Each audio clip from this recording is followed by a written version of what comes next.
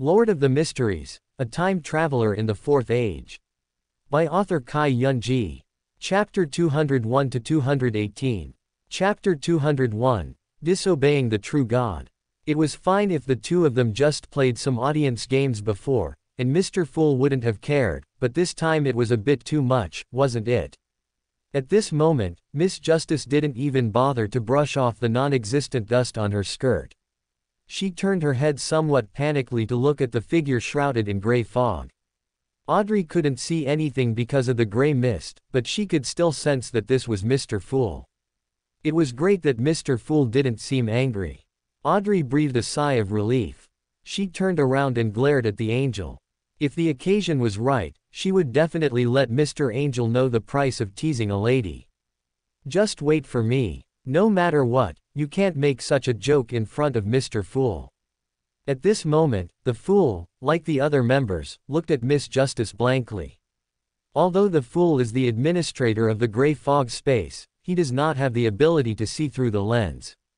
It is difficult for him to analyze the micro-expressions of Angel and Justice. Moreover, the gray fog obscures their faces and makes it impossible to see their specific faces. Mr. Fool, I have obtained 3 new pages of Russell's diary. Miss Justice spoke first. What do you want in return? Klein asked with a smile. Consider this as payment for my last question. I also hope you'll forgive our earlier disrespect. Although Audrey was still angry, she chose to use Russell's diary to apologize to Mr. Fool. Although some diaries were wasted this time, she still has the opportunity to get more diaries from the Psychological Alchemy Society. Discourteous. What's rude? Mr. Fool was puzzled, but since he didn't have to pay any extra money, he was naturally happy to do it.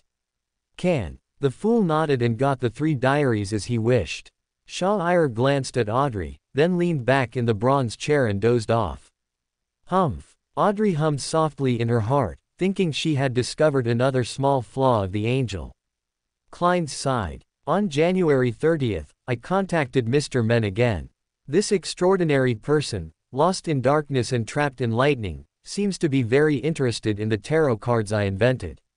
I didn't tell him about this at all. He definitely has a way of understanding things in the real world. I asked him about the moon card. He was much more frank than the secretive Zeratul.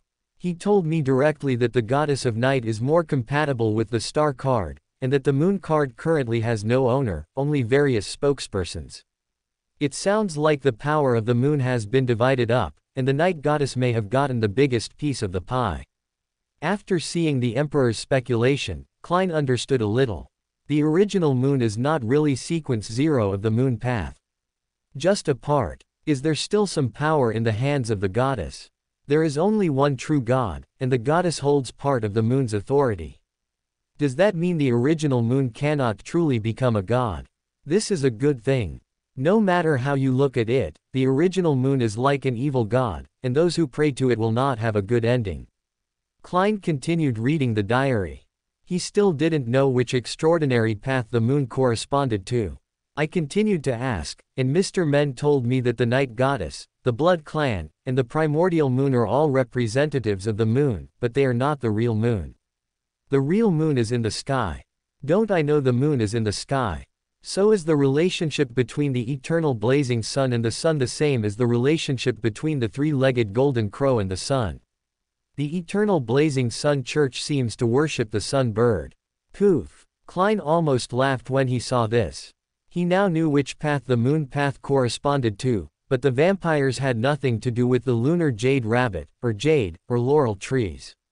There are no vampires on the moon. He continued to read his diary.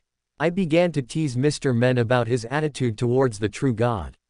He seems even less respectful of the gods than I, a former atheist. Mr. Men told me that this is the attitude of the great nobles in the 4th era toward the gods. He's really good at pretending. The Zeratul family is also a great noble family in the 4th era, and even Zeratul doesn't pretend like this. But I was very interested in the great nobles of the 4th age, so I asked about it. Mr. Men told me that in the Tudor dynasty, the strength of each angel family, including Abraham, Antigonus, Ammon, Tamara, and Jacob, is extremely terrifying. Each angel family has its own background, and they have all gone against the will of the true God. Oh my God, the angel family. That's such a cool name. And they even defied the true God. I can't help but get excited just hearing that. Mr. Men also told me that there are many angel families in the Fourth Era, such as the Zoroast family, which has always been loyal to the Solomon Empire, the Zarathus family, the Augustus, Soren, Einhorn, and Castia families of the Trunsost dynasty, and so on. Are there so many angel families? There are still quite a few of them, including the great nobles of various empires and the families within the secret organization of the True God Church. Although most of them have fallen into decline, it seems that even angel families will turn to dust over time if they are not gods. The Pope or the Holy Father of the True God Church is an angel. Don't they also change many names? I was curious and asked about the Sauron family I overthrew. Mr. Men told me that the Sauron family is not to be feared. What is feared is the existence of the Sauron family's loyalty, although that has long since disappeared into the mist of history. This is talking about the royal family of the Truncest dynasty. I've been wondering before, the final winner of the Fourth Era was the Trunsost royal family. Why did they disappear after unifying the continent? And how did the four angel families loyal to them divide up the northern continent? Mr. Men is offline again. Why does he always seem like a prisoner who comes out to smoke a cigarette or get some fresh air? But he knows enough. He's just like the once powerful big brother in the prison. And when he mentioned the Zeradwal family, there was actually a hint of contempt. This disdain may be unintentional, but why does he speak in a normal tone when he mentions Jacob's family? Didn't Zeradwal tell me that the Jacob family and the Zeradwal family were once similar? Could this be regional discrimination? Mr. Men has a favorable impression of the Tudor dynasty, which was mentioned first. Because they are more rebellious than the true God. Klein absorbed a huge amount of information from this diary. He found it a little difficult to imagine the glory of the great nobles in the Fourth Era. As a history buff, he had a natural interest in these past histories, which indirectly influenced Klein. There's nothing new in history. Klein compared it with China's history and came to a conclusion. The three families divided Jin. The royal family of the Trunsost dynasty expended too much power in the Fourth Era and were then eaten. The end of centralization is decentralization, and the end of unification is division. Chapter 202 Impersonating Tamara. Turn the diary to the bottom. Old Huang wrote about Bernadette, and Klein finally figured out Bernadette's specific path. On June 2, Bernadette gave me a back massage. My father was very pleased. Having a daughter is indeed better than having a son. I asked her what her preferred extraordinary path was, and she said she hadn't decided yet, but she liked the saying, "Do whatever you want, but don't hurt." I've actually considered not letting her embark on the path of transcendence. With my current lifespan, it shouldn't be a big problem to support her for her entire life. Although mid and low sequence beings aren't actually dangerous, choosing to become a transcendent always means being exposed to some unpleasant things. But I still decided to give her the power of choice. This is also a selfish motive. I hope she can become a Beander, a high sequence Beander. This may allow her to escape the ordinary yet extravagant life of ordinary Intis nobles, but she will also have more opportunities to choose. She deserves the best. Mr. Fool read the Emperor's overall psychological process. He felt that there was nothing wrong with the Emperor's idea. After all, the Emperor himself had been dead for more than 200 years, but his daughter was still alive and well and looked very young. She could easily control him, the Emperor's fellow villager, and even became an angel-level figure. Great Emperor, didn't you leave any last words or something? Like saying odd numbers change but even numbers don't, and you should go online at the appointed time. I really need some help from your daughter. Mr. Fool then looked at the last diary entry. The content was very concise. I found an ancient tome that recorded the name of the original witch, Chike. How could a true god's name be so ordinary? And it's a male name, right?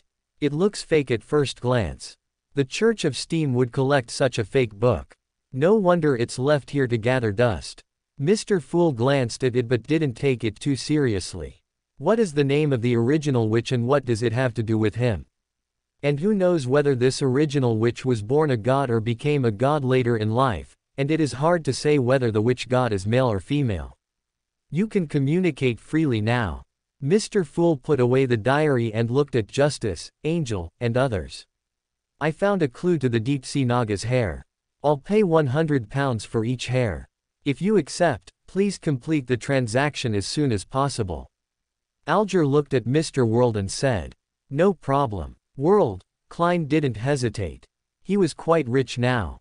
If it weren't for the fact that everyone in the Tarot Club was growing up, and the potential pressure brought by the identity of the Fool, Klein would have wanted to take a few £1,000s to the southern continent to buy some land and manors and enjoy the customs of the other world. Mr. Angel looked at Klein strangely. He knew that Klein needed the hair of deep-sea Naga as auxiliary material, but there were many types of deep-sea Naga, all with various characteristics. Aren't they picky when used as auxiliary materials? I need the characteristics of the human skin shadow. The World continued to ask in a hoarse voice. I have. Rank 2300. Shah-Ir quoted a random price. Why is it so expensive? The World almost couldn't hold back. He originally thought he could get it for £1,500. This is a tarot club, you can't be so dark.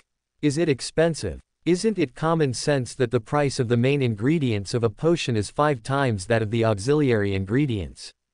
You spent £500 on the deep-sea Naga's hair, so the main material should have cost £2,500. I even waived £200 for you. Shah-Ir didn't understand what this World was thinking. Poof. Even the World almost vomited blood at this time. Of course he knew this common sense, but he actually only needed 3 Naga hairs, which was 300 rank, even if the main material was 5 times. That was also the 1500 list he expected. He said he wanted 5 just out of habit so as not to reveal the complete potion formula. Forget about others, you were the one who sold me the potion formula. Don't you know how many hairs are needed? You actually want to cheat me out of £800, are you still human? Don't think it's expensive. This is a specialty of the God-forsaken land. It's the spoils of my great adventure. If it weren't for your real need, I won't sell it easily. Of course, you can also wait a little longer. Perhaps other channels also have this extraordinary material. Shah-Ir said casually. Anyway, the products are imported, so what if they are a little expensive? You can take them or not. I'll think about it. Although Klein felt bad about the money, the Angel's reason for choosing him was so good that he couldn't say anything. Does Mr. World get more animated than usual when he talks about money? Miss Justice looked thoughtful. Shah-Ir looked at the magician lady beside him and said, I want to negotiate a deal with Abraham. How about you help act as a middleman? Furs immediately stood up in shock, and the other members also looked over, somewhat curious about what kind of deal the Angel was going to make with Abraham. Mr. Angel, tell me what you want, and I'll pass it on for you. Magician, Furs said quickly. I want to exchange a curse-proof accessory for 10 years of usage rights to the God's Scroll. Abraham's Council of Elders can consider this for themselves. I can also accept letting Abraham try it out first before making a decision. You can show this symbol to your teacher and he will understand. After Shah-Ir finished speaking, he used his spiritual power to materialize a symbol. It was a composite symbol composed of a layer of thorns, a shield wall, and a vertical sword. This was the original emblem of the Tamara family, the family emblem before they split up and obtained the gate path. This symbol has probably been buried in the garbage dump of history long ago, and the Tamara family has been split into several pieces, broken into pieces like 1,000-layer sesame cake, so it is not easy to detect if someone steals the identity of the Tamara family. The most important thing is that the branch of Tamara's family that had a long-term marriage with Abraham's family continued to have a marriage with Abraham after the decline of Abraham's family. Although the two families had the same ancestor, Mr. Jamin, and they were unable to achieve anything famous, Tamara should have a good reputation with Abraham. Furs felt a little disgusted after hearing this. An isolation curse. Is it a bloodline curse like the one that isolates the full moon from eating words? Brother, you should have told me earlier that you had this good stuff. And who exactly were Abraham's students? Abraham also has a Presbyterian church. What is the scroll of God? How do you know Abraham better than I do? No problem, I'll pass the message to the teacher for you. The magician lady took a closer look and memorized the unfamiliar symbol. The memory of the apprentice path is still very good. Mr. Fool witnessed everything from up there. He looked at the angel and had serious doubts. Wasn't this also a kid from an angel family who had come out to have some fun? Chapter 203 Amani Trolls. The Scroll of God. This item sounds very extraordinary. Mr. Angel knew that Abraham had this item and was also aware of some problems within the Abraham family. He must have channels to contact extraordinary nobles of the level of the Abraham family. What is that symbol? It looks like a family crest, but I've never seen one before. Not only Mr. Fool, but also Justice, the Hanged Man and others were trying their best to recall. Among these three, one is an outstanding graduate of the history department, one is currently a top noble lady, and one is a veteran of the Orthodox Church, but none of them has seen this emblem. After all, the Tamara family is very low-key, and the coat of arms of the Tamara family before its split was rarely recorded. The most common information in the real world is the new coat of arms used by the Tamara family during the Tudor dynasty, which had undergone an internal reform once. These people racked their brains but could not recognize what kind of coat of arms it was. Mr. Fool didn't say anything, and the Hanged Man remained calm. Both of them silently hoped that Miss Justice would take the initiative to ask on their behalf. Miss Justice lived up to everyone's expectations. She did not ask about the long sword emblem that might involve angels, but instead asked about the news about the Scroll of God. Mr. Angel, is the God's Scroll? You mentioned a sealed object. Audrey felt that a seal with this name must be very powerful. Well, it's said that a spirit once walked out of it and disappeared. Of course, this cannot be confirmed, not even by the Abraham family themselves. I personally tend to think it's just a projection of a god or something. Shah told everyone the background story of this sealed object. This little story may have even made the creator god forget what it is all about. That's pretty impressive too. Audrey was very interested in this kind of anecdote, her eyes were bright, and she had long put aside the matter of Shah kicking her. This is at least a first-level sealed object. Mr. Fool and Mr. Hanged Man thought so. They didn't think about the level 0 seal, that was too outrageous. After all, in their understanding, even the current Sauron family might not have a level 0 seal. The son, Derek directly guessed the name of the god level 0 seal, after all, the name matched. No one knows whether this news is true or not, but the effect of this seal is still very good. It's dangerous though. Shah was looking forward to the arrival of his portal. At this moment, Shah also thought that if he could open any door directly and go there based on his experience of going to the underground of St. Samuel's Cathedral, then he took the Mother of Heaven and the remaining 2 level 1 sealed artifacts and ran away. What would be the outcome if he ran directly to the God-forsaken land? Theoretically, it is feasible. Can the goddess of night descend through the barrier of the God-forsaken land? But there is a high probability that you can't withstand the bad luck of the goddess of night. If you are targeted by the goddess of bad luck, you may not reach the land abandoned by the gods when you open the door. Instead, if you are teleported to the kingdom of night, you can only kneel down and call your mother. Angel's thinking is as clear and flexible as ever, unlike a child from 5 different families. Ms. Justice, I would like to know the details of the assassination of Duke Negan. What is your reward? After finishing his discussion about the angel, the Hanged Man Alger looked at Miss Justice. Miss Justice, sure enough, should we ask her this question directly? But aren't you from the Storm Church? Isn't it your church that's responsible for investigating this matter? Oh, he wanted to ask about what happened behind the scenes, but it was not convenient for him to ask Mr. Fool directly, so he wanted to open up the situation through me. He is indeed Mr. Hanged Man. No compensation is required. This falls within the scope of normal exchange of intelligence. Audrey smiled slightly. Of course she had to maintain the atmosphere of the tea party. Tarot Club. Alger nodded, accepting Miss Justice's favor. The Apostle of Desire took advantage of the special environment and manipulated his inflated emotions and desires to assassinate Duke Negan. He then fled into the sewers.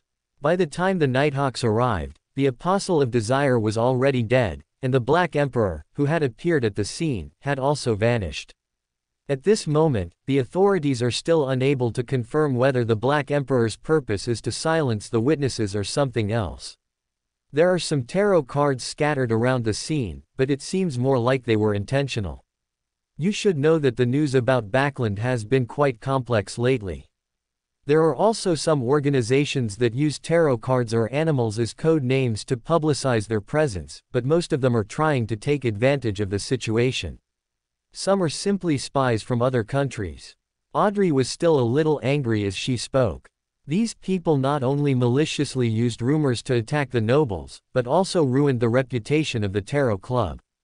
This was really too much.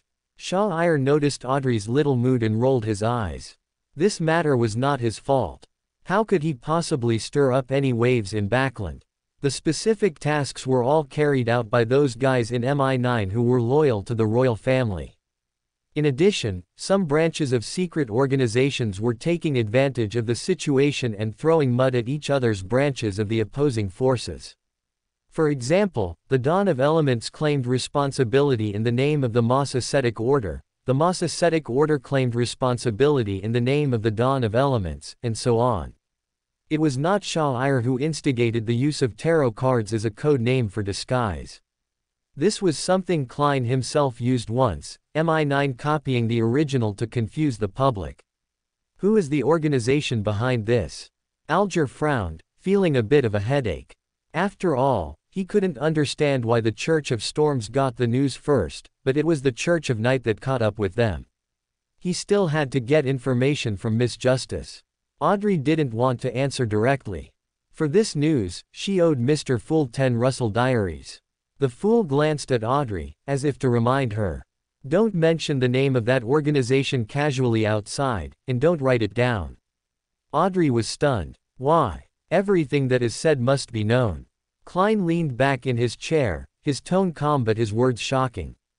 Audrey straightened her back immediately after understanding. Mr. Fool's tone was so calm for such a terrifying organization.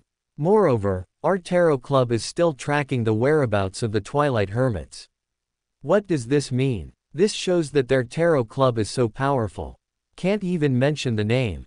Is that so exaggerated? Alger's pupils shrank. If he wasn't short of money, he would have wanted to ask the Fool for the name of this organization.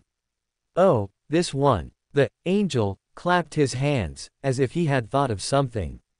It's not that serious actually. I can't mention my real name, but there are other names that refer to it. For example, let's call it a Sunset Memorial Service. Shaw Iyer explained to everyone. Whatever is said must be known. It's not that exaggerated. Who hasn't been like an archangel in the audience? The word dusk is of the warrior path, and the word hermit is of the recluse path. Just change the name. The same goes for the true name of the true god. Amnesis will be hidden, but the Amani trolls will not. Chapter 204, Smog Designer. Sunset Memorial Service. Mr. Fool repeated silently. He almost covered his face with his hands when he heard the name mentioned by the Angel. In this way, we can avoid the situation that everything we say will be known. It seems that it is really possible. Audrey's focus was on another aspect. Mr. Angel was talking about their circle. Since she knew about the Twilight Hermit Society, Mr. Angel's other circle might also be very powerful. What is a Sunset Memorial Service? Alger tried to recall some similar names, but ultimately came up empty-handed. You can change your name. For example, the Final God Creation Conference or something like that. Shaw Iyer thought for a moment and then spoke again. These names are actually quite appropriate. People who understand will naturally understand the saying, everything that is said must be known. The final God-making meeting, creating a god. This name was even more frightening, and even the sun and the magician, who were watching quietly, were terrified. Mr. Fool also knows that once you reach that level, all you want is to go one step further. This is no secret in the upper echelons of society. They talk about guiding the trend of the times, but no one knows what they really want to do. It's nothing but daydreaming, just wishful thinking. Shah-Ir shook his head and said, whether Adam wants to become a god depends on his mood. The main reason is that the lose-lose tactics invented by the fool are too consistent with the spiritual needs of modern people. A double loss is better than a single win. People's hearts cannot be looked directly upon, and the same goes for dreamers. Mr. Fool also knows. Everyone's eyes turned to the fool again. Klein the fool smiled awkwardly yet politely. He maintained a calm tone and said, the Orthodox Church is also concerned about this. This was pure speculation on his part. Since the angel said that even the upper circles knew about it, then the Church couldn't possibly not know about it, right? Mr. Fool knows this too. Is this why Mr. Fool is tracking down the whereabouts of the Dusk Hermits? Mr. Fool doesn't quite support the Twilight Hermits' plan to create a god. Justice, Audrey and the Hanged Man, Alger each had their own guesses. After Shah-Ir saw everyone digest the news, he coughed lightly and said, if any of you are in Backland, please be careful and stay safe. The fool, Justice, and the magician were all perturbed. Is something big going to happen again? Do not be nervous. Just reminding you to take appropriate protective measures. Recently, the conflict between the first Prince of Lowen and the third Prince has intensified, and the rift between Backland's conservative and new parties has widened. The rising middle class is also becoming increasingly concerned about Backland's increasingly serious atmospheric problems. Coupled with the establishment of the kingdom's Atmospheric Pollution Investigation Committee and the assassination of Duke Negan. If nothing unexpected happens, a series of bills will be enacted to restrict factories, arbitrary emissions and improve workers' working conditions. This is the general trend, a trend that even some conservative and new party MPs cannot reverse. These MPs should also be aware of these problems. So before the bill is passed and implemented, those heavily polluting factories and businesses will undoubtedly go a bit frantic, trying to squeeze out as much profit as possible before rectification begins, at least to cover the costs of the rectification. The climate after Backland will probably be very, very bad. Shah-Ir briefly analyzed the situation for the people in Backland. This is not difficult to understand. It is normal for nobles and capitalists to do so. Even a noble with some foresight like Earl Hall would only notify the Steel Consortium in which he holds shares to make rectifications in advance. As for the last madness before the promulgation of this bill, who cares? Even if the situation gets worse, it's not a bad thing. It will just be convenient for the subsequent Air Pollution Investigation Committee to show off its political achievements. I think it must be very bad. Audrey was the first to understand. Her family background also made her more politically savvy. If almost all of Backland's major polluting industries began to emit unlimited, who knows how bad the climate in Backland would be in a few days. There's almost no solution, the world said in a hoarse voice. With the current political system of the Kingdom of Lowen, this is an almost unsolvable problem. The new and old nobles will not miss this last window of opportunity. Oh, they will also try to delay the enactment of the bill. In the face of tangible interests, the conflict between the Conservative Party and the new party can be temporarily eased. Alger sneered disdainfully. He was well aware of the behavior of this group of nobles. Yes, so the subsequent plot is that the nobles who are friendly to the three major churches are greedy, and the which church seizes the opportunity to spread the plague, and the entire Backland falls into chaos. George III personally takes charge of the situation and passes these reform bills ahead of schedule against all odds. When Incel submitted the script, King George III was satisfied and directly rewarded him with a copy of the Death Path Sequence 3 Ferryman Extraordinary Characteristics. In this scenario, the three princes of the royal family do not need to collude with the witch to create heavy smog.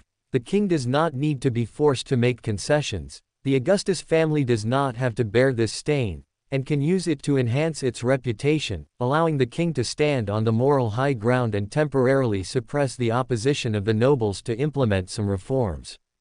As for the stain, everyone knew that this was caused by the greed of Bakland's noble counselors. Perhaps some of them were colluding with the witch church or were bewitched by it. Isn't it normal for the witch church to seize the opportunity to cause trouble when Bakland reveals his own flaws? If the three major churches have any objections, then they should go and speak to the noble groups that are friendly with you. Shah Iyer's mouth corners rose slightly. The blame must be put on someone else. The only regret seems to be that the treatment George III gave him seemed pretty good.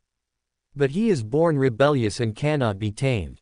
Magician Furs then remembered that he had some unasked questions, so he quickly asked. Ladies and gentlemen, does anyone know how to solve the problem of excessive accumulation of Beander characteristics? You were forced to drink a second apprentice potion. Alger understood immediately. He had had similar experiences. Almost. Furs nodded. I can't answer that question for you. The only solution I know is to have children, but this method is not very effective for low-sequence beings. To meet your needs, you need to have at least 3 or 4 children to be on the safe side. Alger shrugged helplessly. Audrey glanced at Furs with amusement. Giving birth to a child takes 10 months. It would be better to just act it out. With luck, it might only take 2 months. Furs also thought of this, and her smile was a little forced. Shah Iyer turned to look at Furs and said, a date. I can simplify the process so that you can go through the whole process in a few hours, and there will be no actual offspring that need to be taken care of. Chapter 205, Date. Furs. A date. I can streamline the process so you can complete it in a few hours, and you won't actually have an offspring to care for. To put it simply, it allows you to get pregnant quickly and quickly expel the lifeless part. Shah Iyer turned to look at the magician, Furs, and directly made an appointment at 419 in the Tarot Club. Audrey, the justice, who had been looking over curiously, stopped smiling and her beautiful green eyes widened slightly. Mr. Fool, who was complaining in his mind about drinking potions and sending children, almost broke down. No, man, this is a tarot club. What do you think of the fool? Is there a truly great existence that has no gender and doesn't care about these vulgar little things? Neither old Captain Alger nor son Derek reacted. The former didn't care, and the latter didn't care either. Instead, they were a little curious about what the angel was talking about. Give birth quickly, but the baby is still alive. This sounds a bit strange. The most confused one was the magician, Furs. Was this a date with her?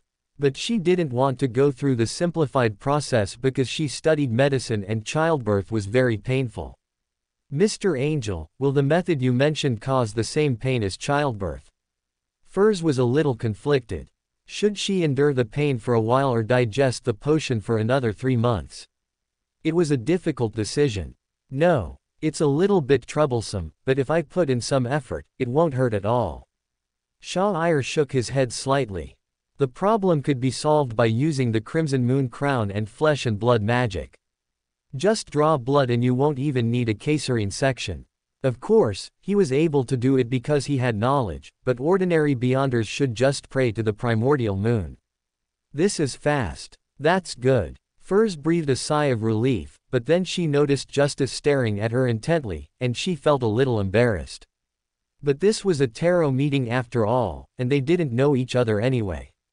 Besides, there was gray fog covering their faces, so their salted fish mentality suddenly relaxed. But will this reveal our identities to each other? Magician Furs had nothing to be shy about. She was already 23 years old, and she was still very calm about it. She also analyzed what the angel meant. This might not be difficult for the angel, but it was a bit troublesome. It was so troublesome that even if she was willing to pay, the angel would not bother to help. After all, the angel did not need this little reward. If she agrees, then play together and help her solve the problem. If you don't want to, then forget it. You are the only non-Abraham student in recent years. Is your identity a secret to me? Shah-Ir didn't say it explicitly, but Furs understood. I'm always available. After hearing this, Magician Furs decided to give up. She didn't tell me the address. If the other party could really come over, then they could make an appointment. What else could she say since it was already real offline? The most valuable thing about her was her Beander characteristics, so even the angels wouldn't bother with her. That girl Shu has been going out early and coming back late recently. She has been very annoying. Even the angel must not be interested in her. Furs didn't think it was a big deal. By the way, remember to knock on the door. Don't come out suddenly and scare people. Furs seemed to have thought of something and quickly added, "All right." Shah-Ir nodded, and the two looked at each other. There was only playful interest in their eyes, without any spark of boredom. This simple conversation also made the Fool, Justice, and the Hanged Man understand that the angel might really have some connection with Abraham's family. Otherwise, how could they be so confident that they could find the location where the magician lived?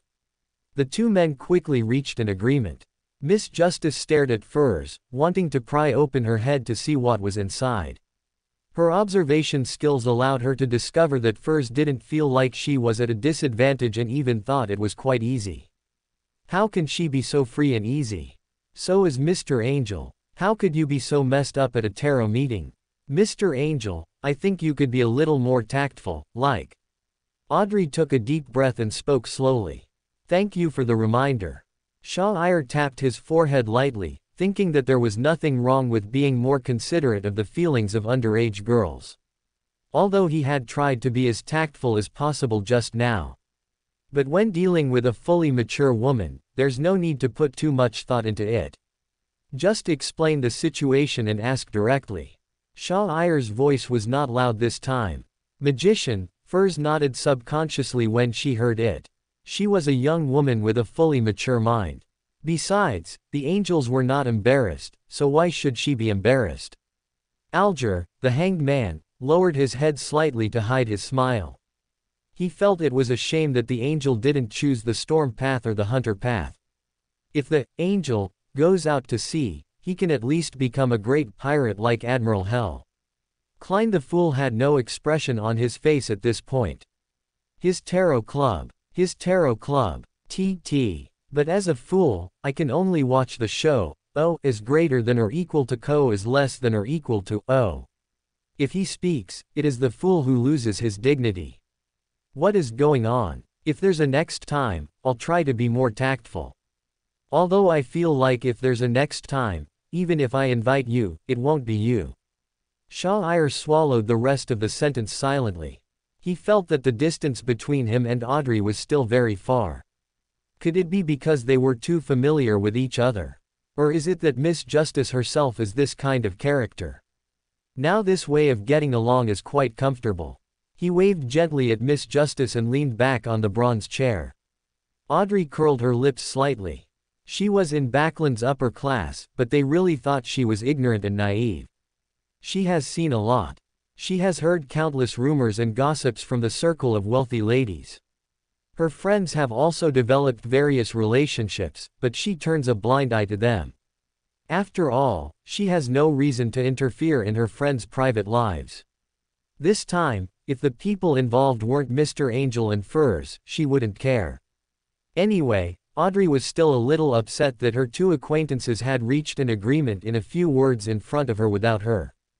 She clearly had a better relationship with Mr. Angel in the gray mist space, and was also closer to Furs in the real world. Audrey was a little bit unwilling. This little episode also came to an end. Son, Derek continued, I have been assigned another expedition.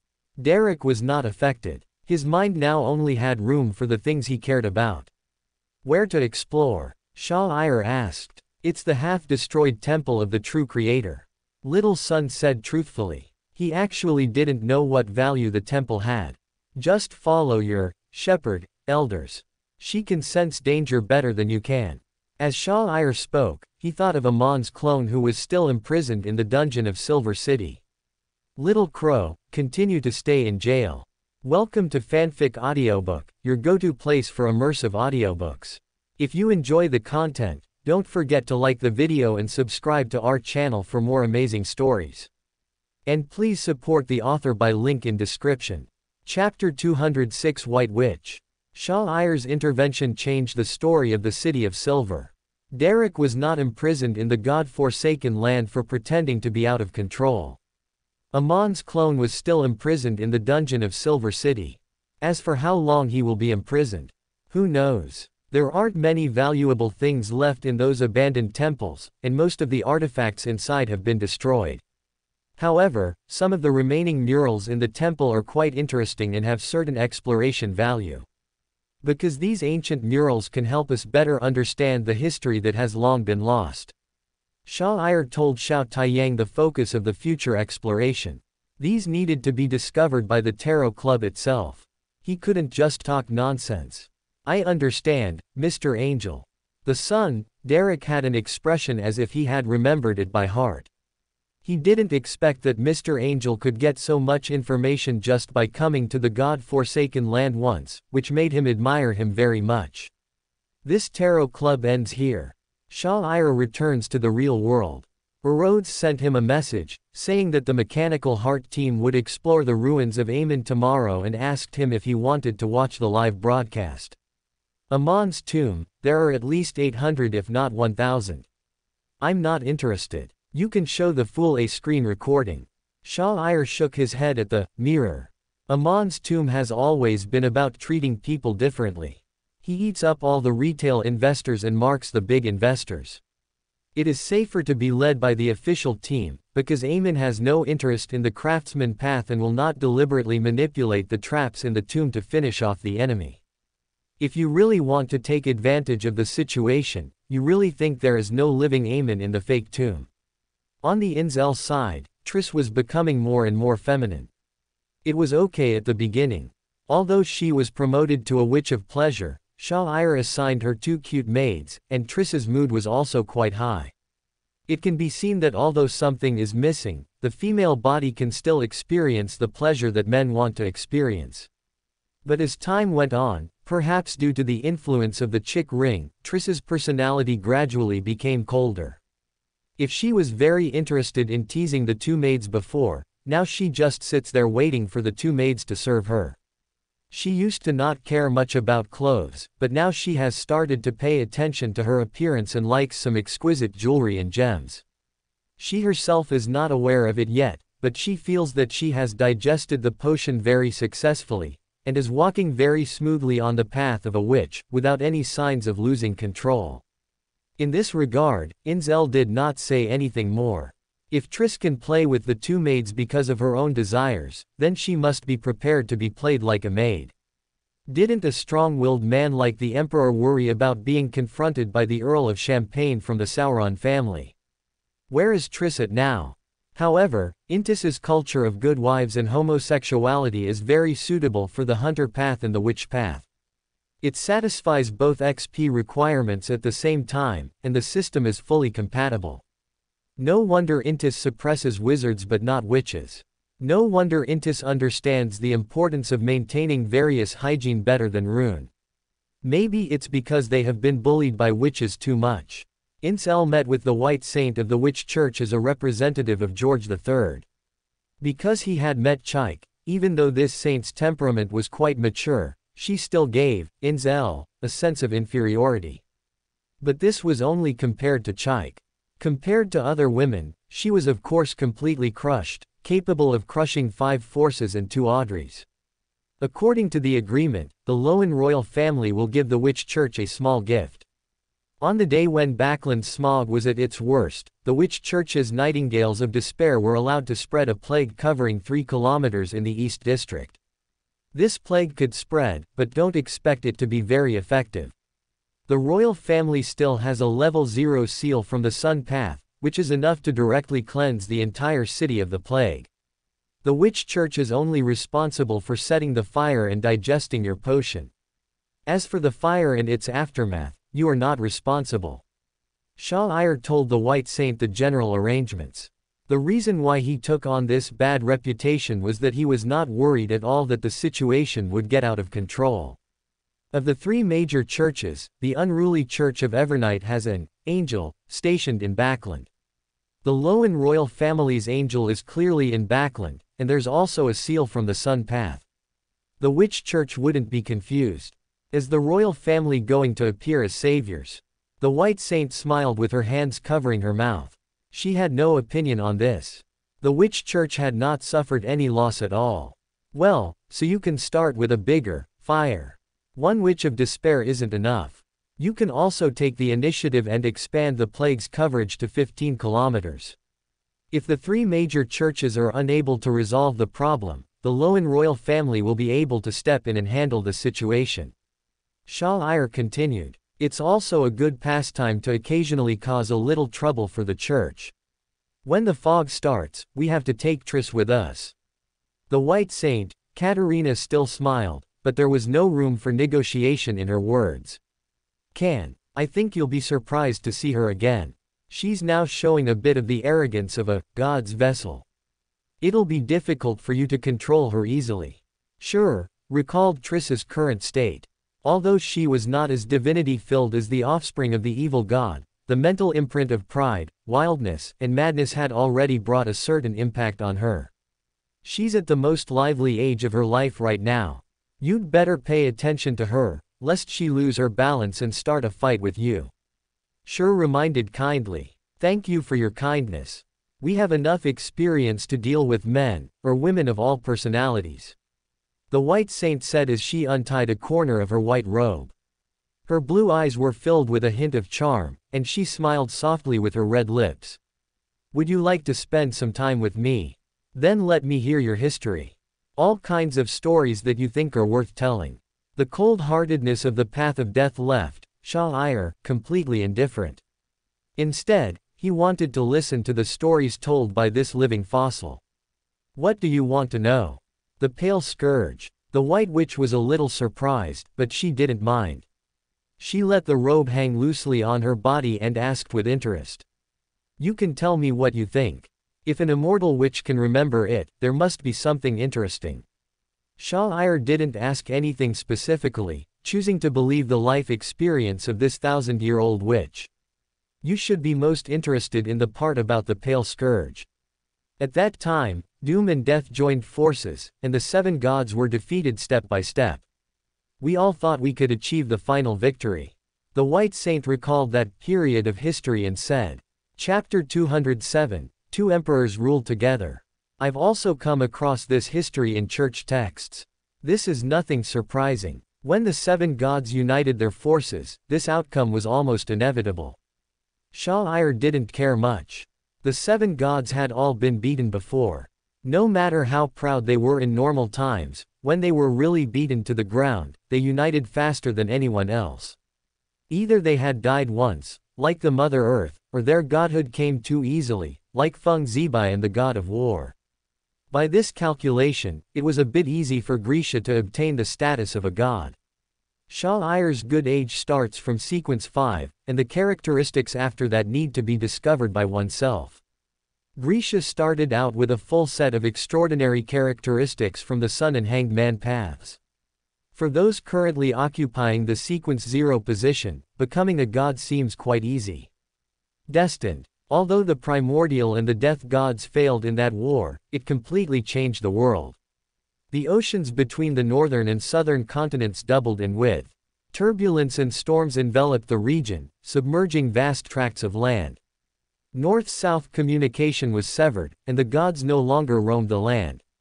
The fourth era came to a close, the age of the gods ended, and the transcendent retreated into obscurity. The Holy Maiden of 100 felt a little regretful when she said this. Although the Pale War was dangerous, it was the most suitable place for advancement to angels. A large number of the disaster witches of the Witch Church were promoted during the Pale disaster. She had the opportunity at that time, but ultimately chose to remain at the level of saint. Angels are not as beautiful as we imagine after all. Time passes. Friday, December 24th. At night, Derek's expedition team arrived at the Temple of the True Creator and met the little boy Jack. Jack's father was a member of the Aurora Society Pilgrims. The entire pilgrim team died on the journey to find the sanctuary of the True Creator. Only this little boy seemed to be favored by fate. He did not die and appeared in this temple. After Derek and the others came into contact with Jack, they fell into a cycle of fate that kept Jack immortal, and began to get stuck in a confused state. Fortunately, Lovia was in the team, otherwise the group from Silver City, even with a demigod leading them, would not have realized the problem of being stuck. On the same day, Klein once again came into contact with the ruins beneath William Street. This time he went exploring alone. Because the employer this time is very generous, isn't it just about clearing out the crowd that might be underground? Do you understand the value of a Sequence 7 Beander? Wearing the sun brooch, Klein cautiously walked into the underground secret door and summoned the holy light disk to drive away those who had been living here for a long time. After passing the group of snakes that preferred shade to sunlight, he walked through a long corridor and saw a building that was clearly not of modern style. The metal rods hanging vertically from the high dome are engraved with inverted candlesticks of different creatures, and the walls are branded with patterns like hewn patterns. This allowed the history graduate to recognize that this was an architectural style from the Fourth Age. It is difficult to tell whether it belongs to the Solomon Empire, the Tudor dynasty, or the Transaustrian Empire. The architectural styles of these dynasties are quite similar, with black as the beauty and emphasizing messy and asymmetrical architectural styles. This is a major discovery that shocked the archaeological world. Klein counted the number of candlesticks, 41 on the left and 40 on the right. This was a standard that only the nobles could use. Ordinary civilians could only have 3 on the left and 2 on the right. The consequences of violating the rules were very serious. He continued walking forward with the lantern in his hand and saw 2 black iron chairs placed on the top stone platform. This is against the rules of the Fourth Age etiquette. The Fourth Era is an era of absolute, insurmountable class divisions. Anyone who attempts to challenge the rules will be severely punished. The only exception may be, is this a building from the early days of Solomon's empire? Klein speculated that many papers had mentioned that after the Solomon Empire unified the northern continent, in order to facilitate the governance of the vast territory. Thus, the dual emperor system was established, that is, the entire Solomon Empire established a political system in which 2 emperors, a chief and a deputy emperor, jointly governed the country. The Black Emperor was the supreme leader of the Solomon Empire. Each generation of the Black Emperor would appoint an assistant and successor, called the White Emperor, to jointly govern the vast territory. This policy did consolidate the empire's rule over the northern continent in the early days of the Solomon Empire, but it also laid the hidden dangers for the subsequent collapse and division of the empire. The Solomon Empire prioritizes the left. Even in the number of candlesticks, the candlesticks on the left are always 1 level higher than those on the right. If this is a building from the Solomon Empire, does the ancient seat on the left correspond to the Black Emperor? Does the ancient seat on the right correspond to the White Emperor? Klein looked at the 2 huge black iron chairs and speculated. There were very few historical records of the Fourth Age, and there wasn't much historical material at all. Now that he had found a building that looked like it was from the Fourth Age, Klein became a little excited. He was also a bit of a history buff.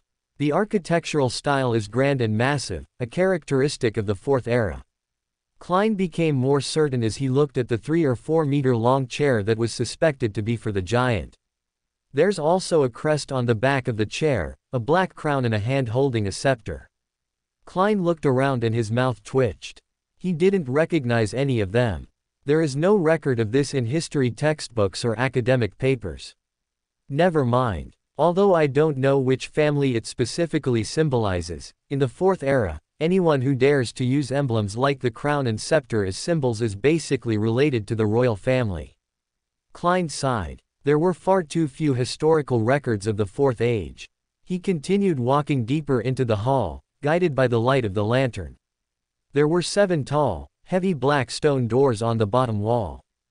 These stone doors are arranged in sequence, second on the left, one in the middle, and fourth on the right, perfectly in line with the asymmetrical style of the Fourth Age. I should start on the left. Klein flipped a coin and didn't predict any danger, so he walked directly towards the stone door on the far left. He lifted the lantern and examined the symbols and patterns on the door. The background is deep black, with stars shining brightly, surrounding a half-hidden crimson circle. Holy emblem of night. Is this the symbol of the goddess? Klein was startled, but quickly calmed down. The Church of Evernight was a widely accepted Orthodox belief in the Fourth Era, so there seemed to be nothing wrong with it. He put his hand on the stone door and pushed it. Although a long time had passed, the door was not locked. The quality was quite good and it could be opened with a little force. The craftsman at that time had really good skills. Klein walked in cautiously and saw the statue of the goddess of night. Her face was hazy and beautiful. She was wearing a layered yet simple black classical dress. The hem of the dress seemed to be dotted with stars, but upon closer inspection, they were revealed to be shining gems. A full moon was resting under her head, and she was lying on a platform with her right hand supporting her head. Klein's head felt like it had been hit hard. The first thought that popped into his mind was, if a tomb robber came in, who would be so greedy as to not care about life and money and dare to steal the gems from the goddess? Skirt. Chapter 208 The Seventh God. I've watched so many TV dramas about tomb raiding, how could anyone dare to touch the statue of the goddess? No matter whether he has a certificate or not, if anyone dares to move, the Church of Night will definitely suck out his soul and burn him to death. Klein quickly dismissed the crazy thoughts in his mind. Although strictly speaking, the goddess of night only has a holy emblem and no such anthropomorphic statue. No matter how you look at it, the various symbols on the statue in front of you are highly pointing to the goddess of night. Good gods only have holy emblems, while evil gods only have statues. Could this be the evil god from another realm of darkness? Klein muttered to himself in front of the statue of night. But that's not necessarily the case. Perhaps he lacks knowledge, or perhaps this is a blasphemy against the goddess by the great nobles of the Fourth Era. Klein thought of what Mr. Men had mentioned, about the attitude of the great nobles of the Fourth Era toward the true God. Let's check out the other 6 gates first. If nothing unexpected happens. Klein clenched his hand holding the lantern slightly, ready to fight at any time. In such a strange place, it is not an exaggeration to say that strange things suddenly appear. The second gate is a stick figure baby surrounded by wheat ear symbols, flower symbols and spring symbols. The holy emblem of Mother Earth. Is Mother Earth behind the second door? Klein almost understood that these 7 doors corresponded to the current 7 gods. He pushed the door open and saw that the layout inside was a combination of a small prayer room and statues of gods.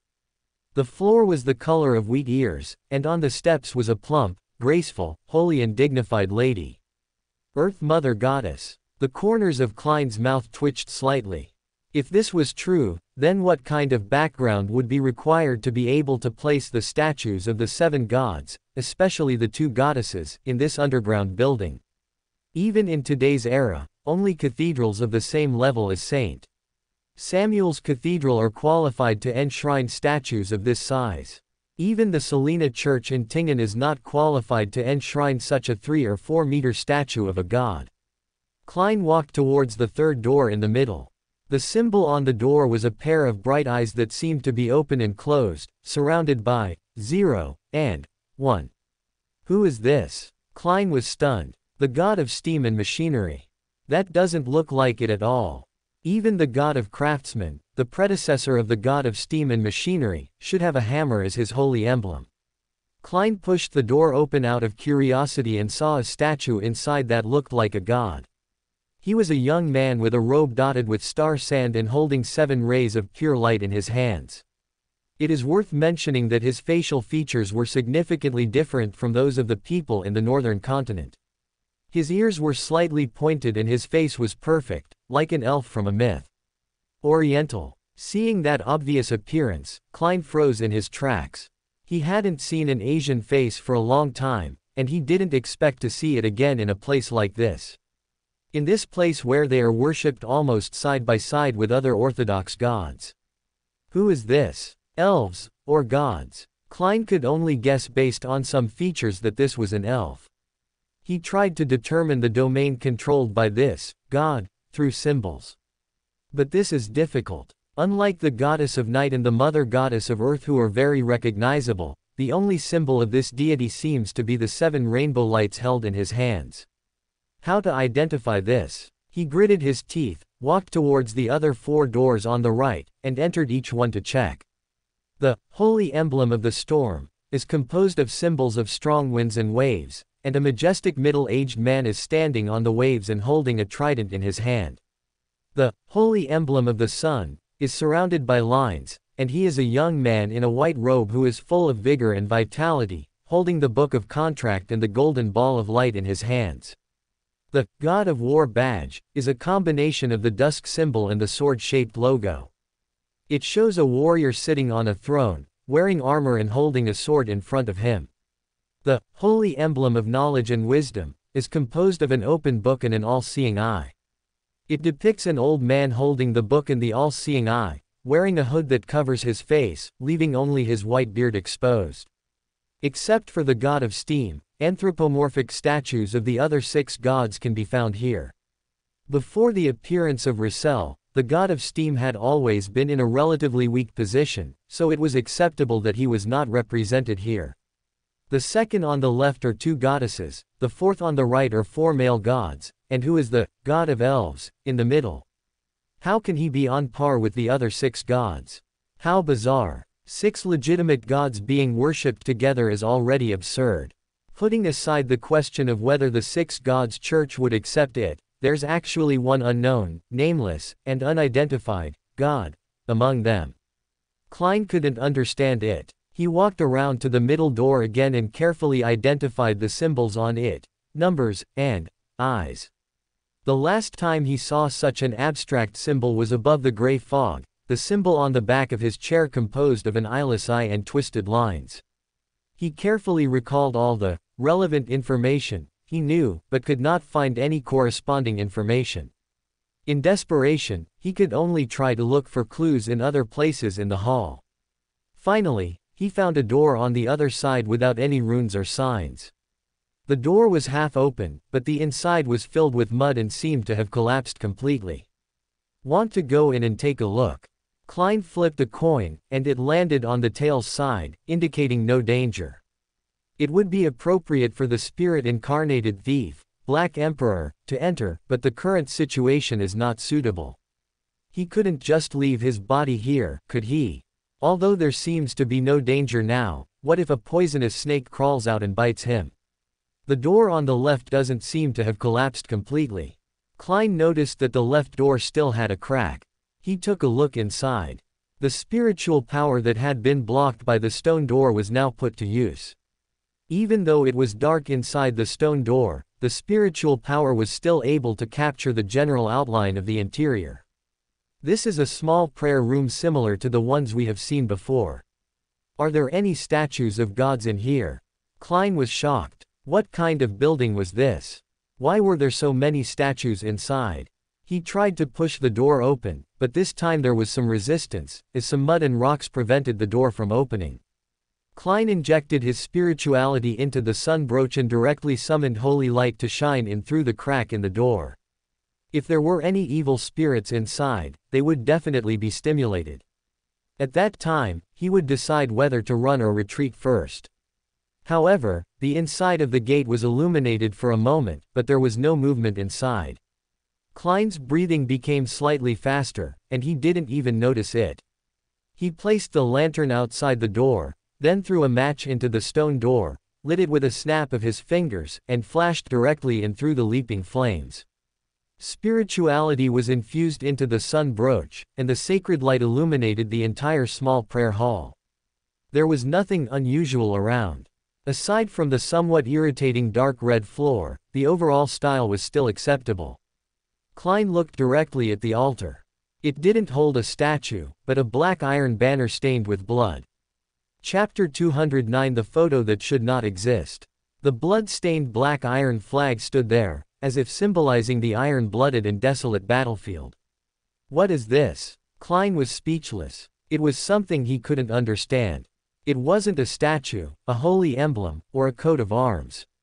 It was just a tattered flag that looked like it had been taken from the battlefield. A black crown could still be vaguely seen on the flag. What are you worshipping? Soldiers who died on the battlefield. So that's why it's not placed alongside the statues of those gods. He couldn't understand it, but the flag seemed to have some kind of invisible attraction, as if it represented everything that men desired: power, conquest, power, flame, make people desire and follow from the bottom of their hearts. Klein took 2 steps forward. When he was about to approach the flag, he suddenly realized that the flag was broken. Its flagpole had been cut off by something and was only barely pieced together. The inexplicable attraction was also much weakened. Klein simply admired the flag as if it were a relic. If this is a flag from the 4th era, how could it not have decayed after such a long time? What material is this flag made of? After approaching, Klein discovered that there were actually words on the flag. It wasn't all text, but also various intricate patterns, lines, and symbols stacked together to form words. He only took a glance at it, and his spiritual power was drastically depleted, as if he could see a rich red through these words. Stare. Taking a few steps back, Klein covered his swollen temple and memorized the 2 most frequently mentioned ancient Fasak words. Tudor. Tudor. Is this the flag of the Tudor dynasty? Isn't it the flag of the Solomon Empire? This feeling of dyslexia gave him the experience of unpacking a package with his own brain. This place seems a bit spooky. Klein quickly retreated to the door, leapt through the flames, and emerged with the help of a few tools. Only after he completely retreated did Klein breathe a sigh of relief. When he bent down to pick up the lantern on the ground, he discovered that his shadow had disappeared. A chill immediately rose up. Fortunately, it was just a trance, and his shadow reappeared. Just now, due to the angle, the shadow appeared a little dim, and it did not really disappear. But after being startled like this, Klein, who was not very courageous to begin with, felt uncomfortable all over. He relaxed his breath and hurried away at a trot. He is also stupid. If he can't recognize those things, then so be it. There are so many channels in the Tarot Club now. In addition to Mr. Angel, there is also the Abraham family that Miss Magician can contact. If you have any questions, can't you just ask at the Tarot Club? As he approached the exit, Klein slowed down his pace, and his expression became calm and professional again. Miller Carter saw Klein come out and quickly asked, "Detective Moriarty, what's going on in there?" "Snakes, lots of snakes, and a lot of landslides. Mr. Carter, believe me, it's not a good idea to rush in rashly. You might accidentally step on a poisonous snake if you turn your head. Even I have to prepare professional tools before I can start a second exploration. I suggest that we temporarily close this passage and then find professionals to solve the problem." Klein concealed everything he saw inside. With his keen sense, he didn't think it would be a good thing for the contents inside to be exposed. What if the Orthodox Church helps with a massive memory wipe? "Detective, do you know anyone related to this?" The old gentleman frowned slightly. He didn't know what the snake-catching team was. Snakes are relatively well behaved in this season. I will look for someone to work with to deal with these issues together. Klein's look was very convincing, and Miller Carter agreed to temporarily close the underground passage. And in the land abandoned by God, the little boy Jack, who was hiding in the shadows, was picked up by Lovia after hearing the noise. Although encountering the cycle of fate was a bit of a hurdle, for the believers of the true Creator, it was just a lack of a suitable opportunity to slowly show the solution to the problem to Colin, the chief elder of the City of Silver. Derek was also observing the new murals at this time. Ancient, weathered, dim, but eye-catching enough. With a casual glance, he saw a pure white cross on the left side of the mural, surrounded by black sea water and humans who were submerged and could only stretch out their arms helplessly. On the cross is the real Creator hanging upside down, nailed to it by iron nails, his body enduring the erosion of black, even the pure white cross behind him is stained black, and in the distance countless humans are kneeling and praying towards him. Around the mural, in the depths of darkness, there are 7 figures that look like evil gods. In the upper left corner is a classical black girl, surrounded by surging darkness, with strange eyes looming. Directly above was a man in a pure white robe, his face painted gold with golden tentacles extending from it, his hands holding a rotten green book and a glorious spear, his chest and back swapped positions. In the upper right corner is an octopus-headed monster holding a trident, with wide open eyes, waves wrapped around its body, countless feathers twisted into wings, and deformed feet. It is the ugliest one in the entire mural. In the lower right corner is a plump and soft female earth figure, her chest bulging high, without any cover, exposed outside her clothes, holding a baby with a rotten face in her arms, and under her feet are black wheat ears with mouthparts, fountains spewing wriggling pieces of flesh, herbs oozing pus, and animals mating wildly. Next to her was a perfect-looking male elf holding a thin scroll. On the scroll, various pieces of flesh were scattered, covered in blood. One could vaguely see an arm that had been gnawed to the bone, a dried-out, blackened heart, and a shattered scalp with strands of hair still attached. Directly below is a hooded old man with a weathered face, holding a book with an all-seeing eye on it. This old man looked normal, but the smile on his lips became more and more evil. In the lower left corner is a giant warrior wearing tattered armor, sitting in the courtyard, with a desolate dusk in the background. The mural probably means that a great catastrophe is coming, evil gods are crawling out of the abyss, and the fallen creator has endured too much suffering and pain in order to save the world. In the end, he was eroded by darkness and his image changed. But the more, Derek looked at it, the more he felt that the true creator was the greatest evil god. It was a joke that the true creator protected this land and preserved the flame of civilization. He looked at the 7 evil god-like figures again, and for some reason he thought of the 7 gods he had heard of at the Tarot Club. At least the number matched perfectly. Chapter 210 Chick. The Fourth Age, an age of strife. After Shaw and Chick reached a preliminary agreement, he planned to help Chick accept the uniqueness of the witch. This is not a shameless help, after all, whether Chick has him or not will not hinder her from becoming a god. Shaw just wanted to make things difficult for God. Although the Chaos Sea gave him a lot of help, he never forgot who the enemy was. There are 3 ways that angels try to accommodate uniqueness. Born with it, almost unique activation. Hold a simple deification ceremony. The power of the old levels suppresses. Because the deification ritual for the primordial witch, or chaos witch, is relatively simple, it is all about enduring the pollution of the Chaos Sea, not falling, and not being alienated. Then the simplified version of the deification ritual is even simpler, just feeling the breath of pollution, and that's about it. Shaw sat in the mirror world, looking at the witch holding a bone statue across from him and said, "I have a few plans. First, use me as a medium to draw the pollution of the Chaos Sea over, forming an illusory projection of the Chaos Sea. You will accommodate uniqueness in this environment. Secondly, I have a special seal related to the mirror. It will allow the person in your mirror to be contaminated by the aura of the Chaos Sea, while you will accommodate the uniqueness in relative isolation. Third, I sleep with you, and you accommodate uniqueness during the process." Shaw did not intentionally hide anything and directly told several ways he could think of. In terms of form, there are only a few options. Either the witch herself accommodates uniqueness in a polluted environment, or the witch's original person in the mirror is in a polluted environment, while the witch herself accommodates uniqueness in another mirror world.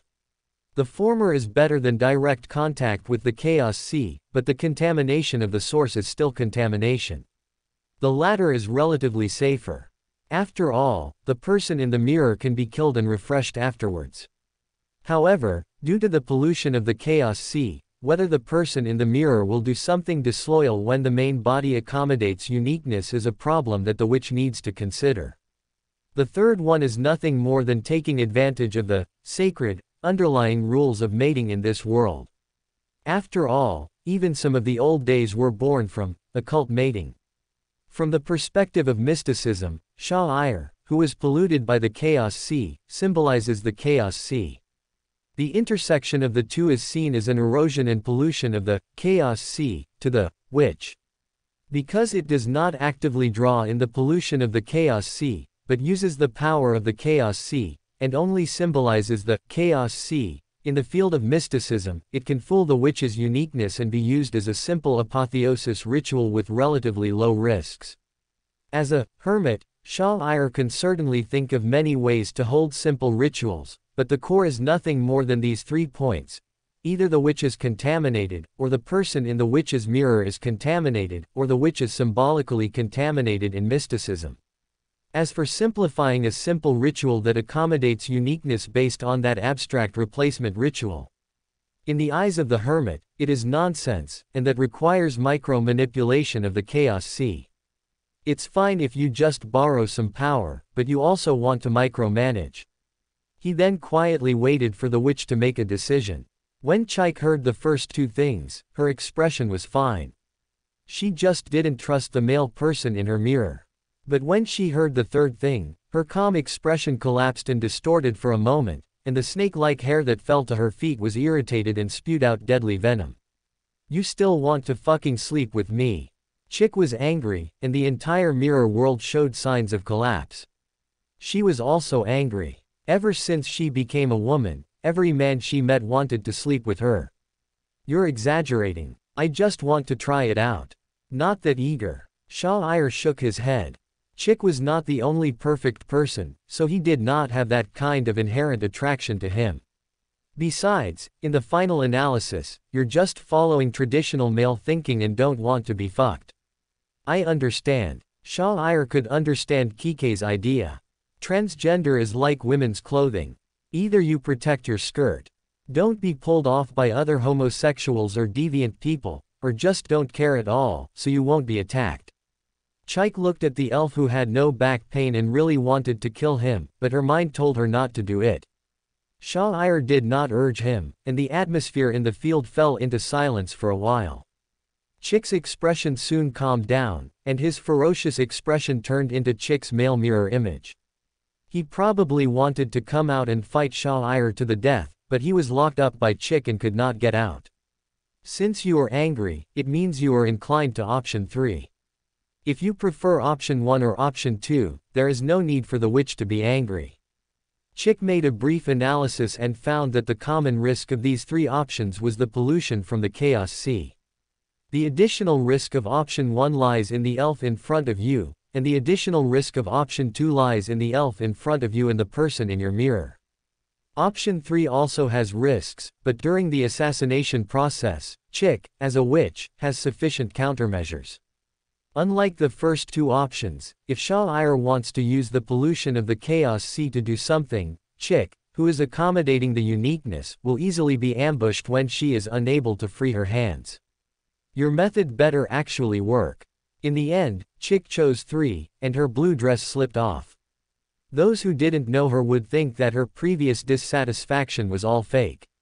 You are already a mature angel king. Even if it has no effect, shouldn't it still be within your consideration? Shah-Ir didn't like what Chick said. Although he didn't lie, what would it matter if he did? They have all reached this level, and they should have their own judgment in their conversations and choices with each other. It would be funny to talk about whether they are lying or not. However, after changing his clothes with 1 click, Chike is quite charming. He obviously doesn't have any extra organs, and he is still in a straight line. His size is not exaggerated. He is not at the level of the Mother Earth, but he can still arouse people's interest, and the smell is also quite suitable. I'm warning you, even if your legs are so weak they twitch, don't let me notice you doing anything unnecessary. Chick shook her hair and without any further ado, the spider web-like black silk thread wrapped the 2 of them into a cocoon, and the bone statue was naturally also held in her arms against her chest. That's long-winded. Shah-Ir rolled his eyes.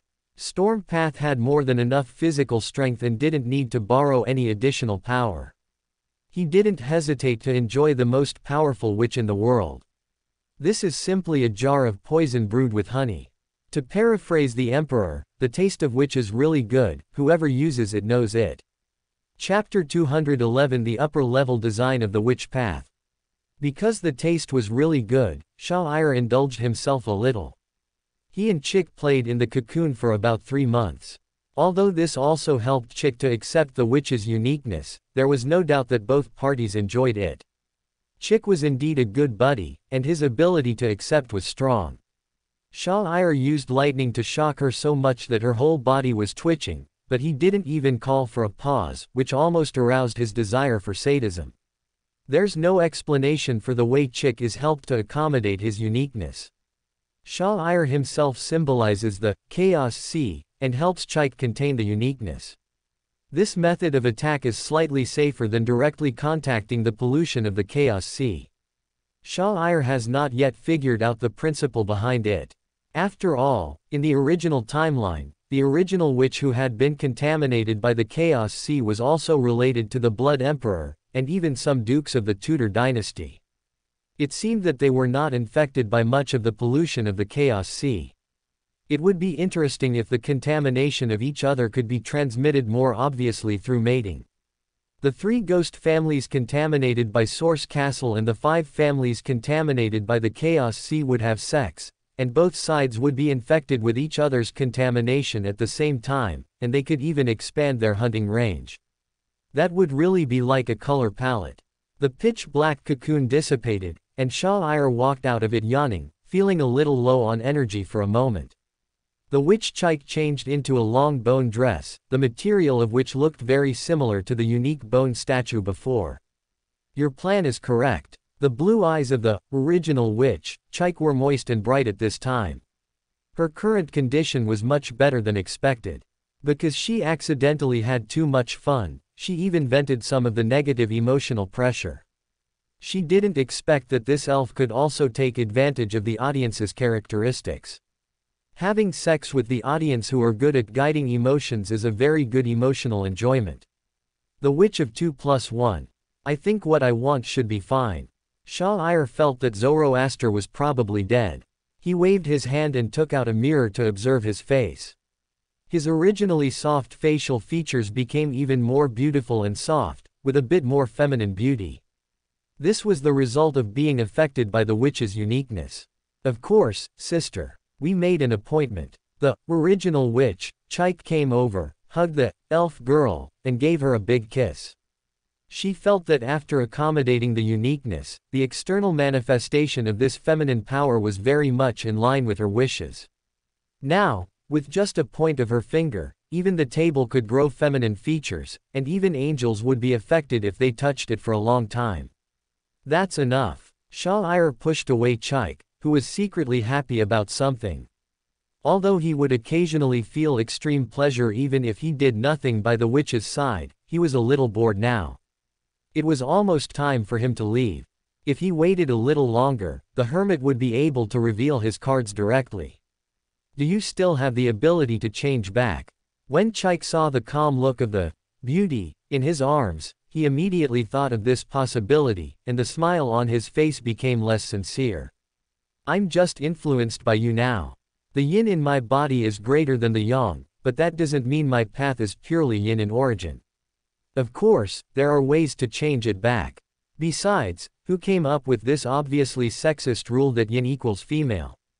This is discrimination against men. Shah was very calm. Even if he really changed, what did it matter? He used the authority of the hermit to completely remodel him digitally.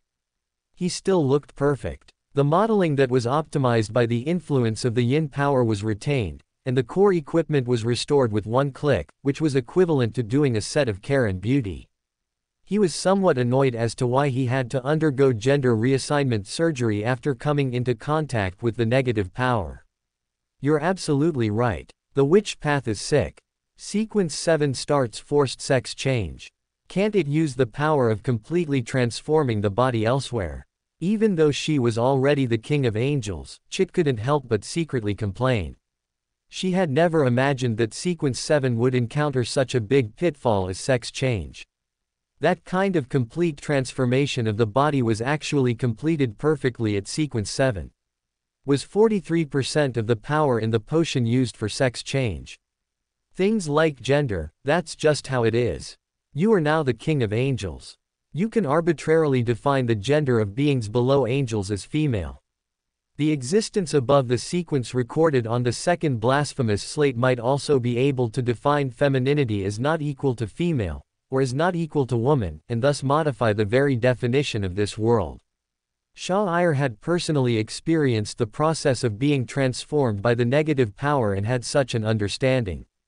This unspoken rule was probably arranged by the original god before his death to resurrect, or it was casually defined to restrict the city of disaster. After all, the one who could define the witch's path must be the original god. When the original creator was born, there was no concept of women. The fallen mother goddess, one of the three pillars and the representative of the feminine nature of the universe, is not a woman either. When the fallen mother goddess was born, life had not yet been born. It is funny to define the existence that was born earlier as a concept that was born later. Even if the moon path and the mother path reach sequence 2, sequence 1 or sequence 0 will also change gender. This can only be because the fallen mother goddess, after a long period of observation, prefers the concept of femaleness, and thus made some adjustments to the pathways of her subordinates before the split. As for those below the moon path's sequence 1 goddess of beauty, or the earth path's sequence 2 mistress of desolation, they are probably those that have not been adjusted by the fallen mother goddess, just like the sequence 1 nature walkers do not have transgender traits. The fallen mother goddess simply felt that the females in the evolution of life were closer to herself, not that she considered herself a female. As the mother of all things, it was even less likely that she would reject males. It is even more impossible to completely distort the path you are on into a female path. Males and females are just part of the evolution of life. The fallen mother goddess is the pillar of reality and can be considered a source of life evolution. How could the source of all things be subject to an imperfect evolution? Chick was stunned after hearing what Shah said. He inexplicably thought that the current witch family only recruited witches who changed from male to female because of his own arbitrary behavior. But in fact, in this era, there were still many pure female witches. And this era did not have the kind of thing that was originally seen in the mirror. When a pure female witch advances to sequence 3, she will be replaced by her own female mirror image. If the number reaches a certain level, or the quality improves. If such a witch in the mirror becomes sequence 2, or even higher, it will give birth to the product of the initial revival of the divinity in the mirror. This resurrection mechanism may have been a well-designed part of the system. The low sequence witch path forcibly defines the character, but it seems to add a restriction to this resurrection mechanism because the low sequence degeneration. By reaching sequence 3, you can eliminate a group of male people in the mirror who are trying to take over your body, and in effect reduce the initial birth probability of the mirror by half. If the low sequence level does not specify gender, at the general promotion level of sequence 3, regardless of whether it is male or female, if the general promotion fails, they will be replaced by the person in the mirror. Moreover, after losing the contrast, this replacement will be more difficult to detect. Those who succeed in the promotion by chance may think that this is an inevitable risk faced when promoting to a high sequence level. For example, sequence 3, the ancient scholar, will be bitten by a dog when promoted. Chapter 212 The True God's authority is absolute. There are too many pitfalls in the two extraordinary paths under the city of disaster. The hunter pathway represents the initial positive. The witch path represents the original feminine. Hunter is better. According to the judgment of the mysterious true God like the hermit, there are no outrageous pitfalls before sequence 0. There is a high probability that there is a pitfall in the red sacrifice level of sequence 0, and this pitfall is more like an open conspiracy. Whether it is a red priest who is promoted normally or a red priest who changes his path midway, they will choose to move up in order to gain greater power. Because there is no choice. The ceremony of becoming a god is to start a war that sweeps across the continent and win enough victories. In this process, many enemies will inevitably be provoked. The core of the hunter path is war and conquest. Regardless of whether role-playing is used or not, the true god of this path must be an ambitious person who pursues power. With external pressure and inner desire, there is only one choice left, which is to accommodate the uniqueness of the adjacent witch path in sequence 1. After this step is completed, is it still possible to avoid contact with the city of disaster? Accommodate it. Initially, the yin and yang sides came together, and with the help of God, in the city of disaster, they became a trinity and sublimated into the Lord of Hosts, the original God.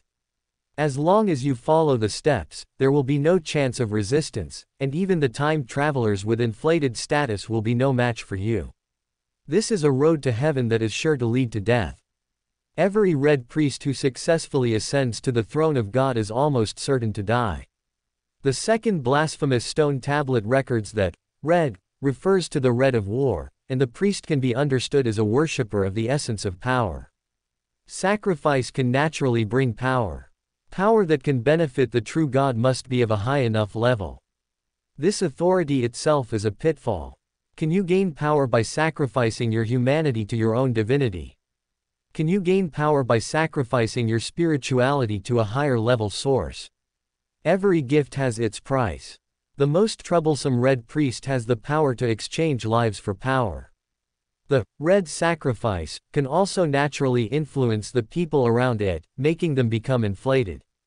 If desired, this influence can also turn into pollution. Then how inflated and arrogant would such a red sacrifice itself be? Without knowing that this ascending channel was designed from the beginning to serve the superior, the red priest would inevitably desire to continue to progress, and further progress would mean death. Therefore, the red sacrifice must die.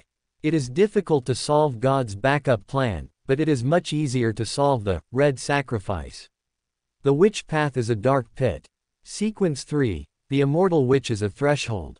After a sequence 4 witch takes the potion, her body will turn to stone, and her spirit will wander towards her mirror person, using the mirror self to maintain her consciousness and prevent it from being completely petrified. During the promotion process, the witch's own strength is quite limited. If she encounters fierce resistance from her person in the mirror, her promotion may fail. If the universal ascension fails, it will be replaced by the man in the mirror. This man in the mirror will grow to the level of an angel and will inevitably be full of divinity.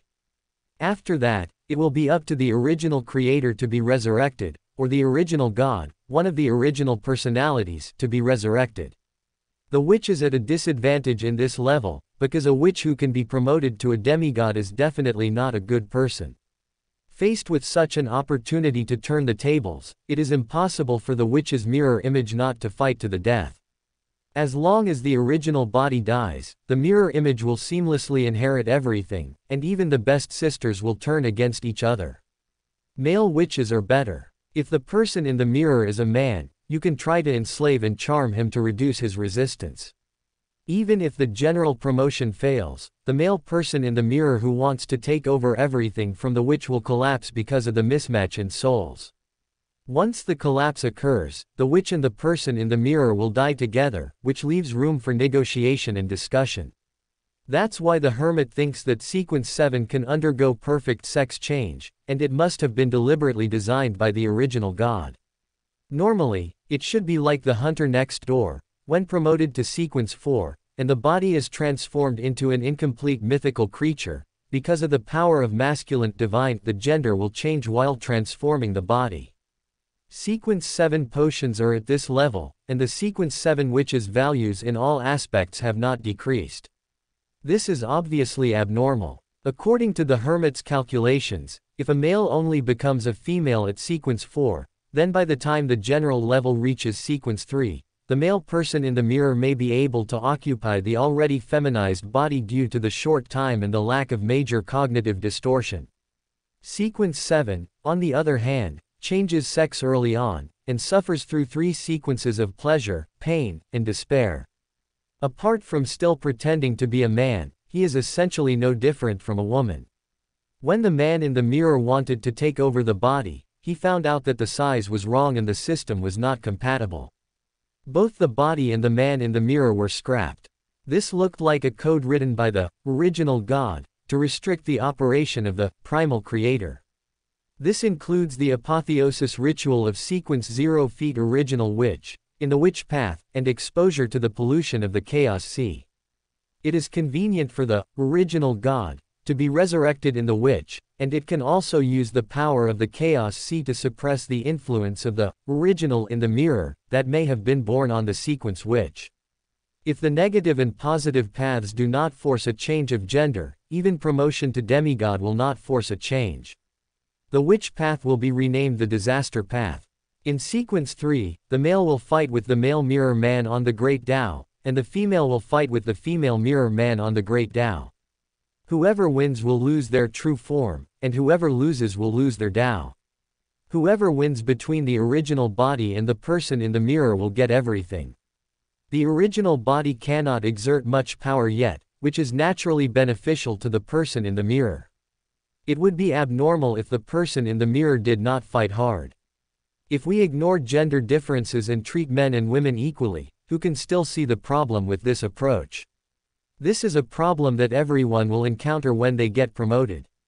If you don't look at it from the old perspective, you will think that this is how it is. Similar to the normal promotion to sequence 3, the ancient scholar must be bitten by a dog, and the promotion to sequence 2, the planeswalker must go to the starry sky. It is impossible to tell whether the witch after sequence 3 is the real person or the person in the mirror. Unless the status is suppressed, there is no way to tell. Then directly create the original in the mirror, or the divine man in the mirror, the true God man in the mirror. It's okay for humans, but the original God, the Lord of Mysteries, and other original different personalities should be crying.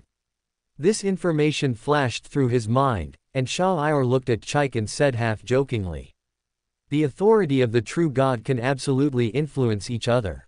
If it's the true gods who can tamper with data, modify rules, and distort concepts, it won't be difficult for him to use his power to restore you to your male form for a short period of time. If the authority of a true god can't affect the state of a witch of the same level, then there's probably something wrong with this world." That's what Shah-Ir thought. If even the authority of sequence 0 couldn't take effect, then it would be weird. If authority is immune, it is almost like calculating pi, and the whole world is fake. Are you tempting me? Chick was a little angry because he was really moved. Chapter 213. Chike is shocked. My development path. Are you trying to change your path to becoming a time worm? So you're tempting me with these words, asking me to help you collect a second copy of the time worm's characteristics, and even help you deal with the time angel, Amen. Chick was very upset and bit the elf's shoulder viciously. It would be fine if I couldn't figure it out, but because I could figure it out, I was extremely annoyed by this interconnected design.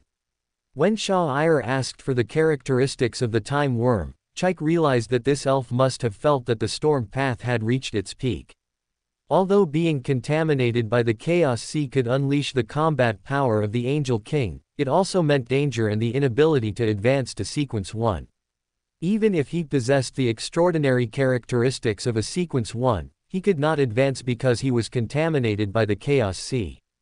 It was barely enough for him to maintain the status quo. If he tried to advance to sequence 1, there was a high possibility that his extraordinary would go out of control and the original God consciousness in his body would be revived. Borrowing the power of the source in advance is alone. The higher you go, the less you can pay it back. Even if you give him the sequence 1 characteristic, you dare not advance. But if you get the extraordinary characteristics of the Worm of Time, it will be different. You can advance to the Worm of Time across paths. Since you are not from one of the 5 families, the pollution problem of the Chaos Sea is not that fatal. This makes it possible to try instead of just passing. After successfully being promoted, he turned to being half crazy, stole his own sequence 2 characteristics, and sorted out the sequence 3 to sequence 9 characteristics, then smuggled into Go-san's house, and could compete with Aemon for the wrong position. The resurrected, mysterious will of the Go-san family also conflicted with the pollution of the Chaos Sea, and a way forward suddenly appeared. Chick thinks clearly, which is why he regards Sha'ir as someone worth trading and a person of the same level. Otherwise, if Sha'ir was just a natural disaster, with a blocked future, even if he was more vulnerable to pollution and had something Chick needed, Chick would not really take Sha'ir seriously in his heart. He would only watch him coldly and silently count the days until his death. Sha'ir offered to help her accommodate the witch's uniqueness in advance, and Chick just thought that Sha'ir was worried that she would fail. After all, Zoroast had defected to Solomon. At the same time, he felt that Sha'ir was proving his own worth and proving that he was capable of helping her in the deification ceremony. Once he truly becomes a sequence one-time worm, he will be able to help her even better, which will increase his bargaining chips. But now, after this guy finished, he didn't worry about the problem of changing his gender. After arousing his own interest, he used verbal hints and foreshadowing. Make yourself believe that if a true god with special authority intervenes, he can help you solve your gender problem. Does he want to achieve his goal in one go? Push himself up to sequence 0, and then let himself help him deal with the time angel Amen. For his advantage in reaching the top of the thieves' path. It's one thing after another. But Chick found himself falling for it, and he didn't really want to refuse. Amon's father is the fallen god, the true creator, and the Red Angel Medici is a loyal believer in the fallen god. Chick and the Red Angels of the adjacent paths are destined to be enemies. She also needs an ally with a sharper mind. Depend on. Chick noticed that she seemed to be being manipulated. So she bit off a piece of flesh from Sha'ir's shoulder to vent her anger. Agreeing to cooperate is one thing, but having the entire process arranged is another. What weird things are you imagining? Sha'ir punched Chick, then after thinking about it for a moment, he roughly guessed what Chick was thinking. But what he wanted was to use the characteristics of the Worm of Time to dig a hole, and then go directly to the Hermit account, and take the Calamity account offline for processing. As for how to get promoted, let the true gods check it themselves. The Time Worm's characteristics could be an explanation, maintaining the Hermit's mystery through this ambiguous way. It's normal that Chick, who is at the level of Angel King, didn't notice the problem. Who would scan the core of an angel contaminated by the Chaos Sea?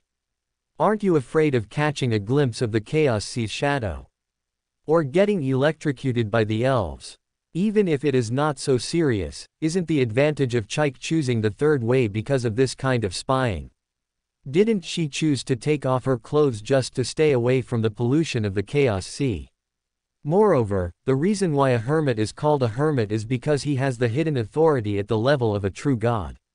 Sha'ir's relevant abilities are useless, and Chick has to accommodate uniqueness and consider the risks of future cooperation. It would be abnormal if he could easily find the traces of the hermit. I don't really need you that much. Sha'ir was telling the truth. Hey, man, Chick sneered. She knew this guy was a follower of the Earth Mother Goddess. This Sequence 2 elf's attitude towards her, the Angel King, was just investment. She was not his core base, so her death would not be a big deal. I heard that if a witch reconciles with herself, the person in the mirror will become a woman. Do you want to try it? Sha'ir ignored Chick. It was just a man's pride compounded by a woman's shame. He was too lazy to analyze it and casually changed the subject. Did you hear? Chick smiled at that, and placed his hands on Shur's shoulders, bringing his beautiful face very close, and his legs coiled around him like a snake, just in time to encounter the same nonsense. Chick's slender fingers stroked the beautiful face of the elf girl. The expression on her face was sweet yet dangerous. She said in an intimate tone, "Do you think that just playing around isn't enough, and you want me to completely let go of the past and accept my fate as a woman? If I choose to accept, will you enjoy the sense of accomplishment of luring a witch into complete depravity? Little elf, you are really cute. I am beginning to like you a little bit." Chick saw that even though the elf remained calm, which he thought was childish, her face still had a blush after the enlightenment, and her smile became even happier. She felt that this authority that could force consecration and forced feminization was not so annoying anymore. If this guy had plotted against her like this when he was still a man, she would definitely have held a grudge against him. But now that she's become feminine, she feels like this guy is kind of cute. Why don't you just not leave yet? Idiot. Shah-Ir gave Chike a storm headbutt, which made the Angel King dazzled. Your authority can influence gender, but angels have strong control over the body. I have the final say on whether development occurs or not. Chapter 214 Furz's Turn. The Fifth Era. Monday, December 27th. That day, when Furz heard that Zio not only had a big commission but might also be back late that night, she was secretly delighted, but she remained expressionless, maintaining her listless demeanor so that Miss Arbitrator wouldn't notice anything unusual.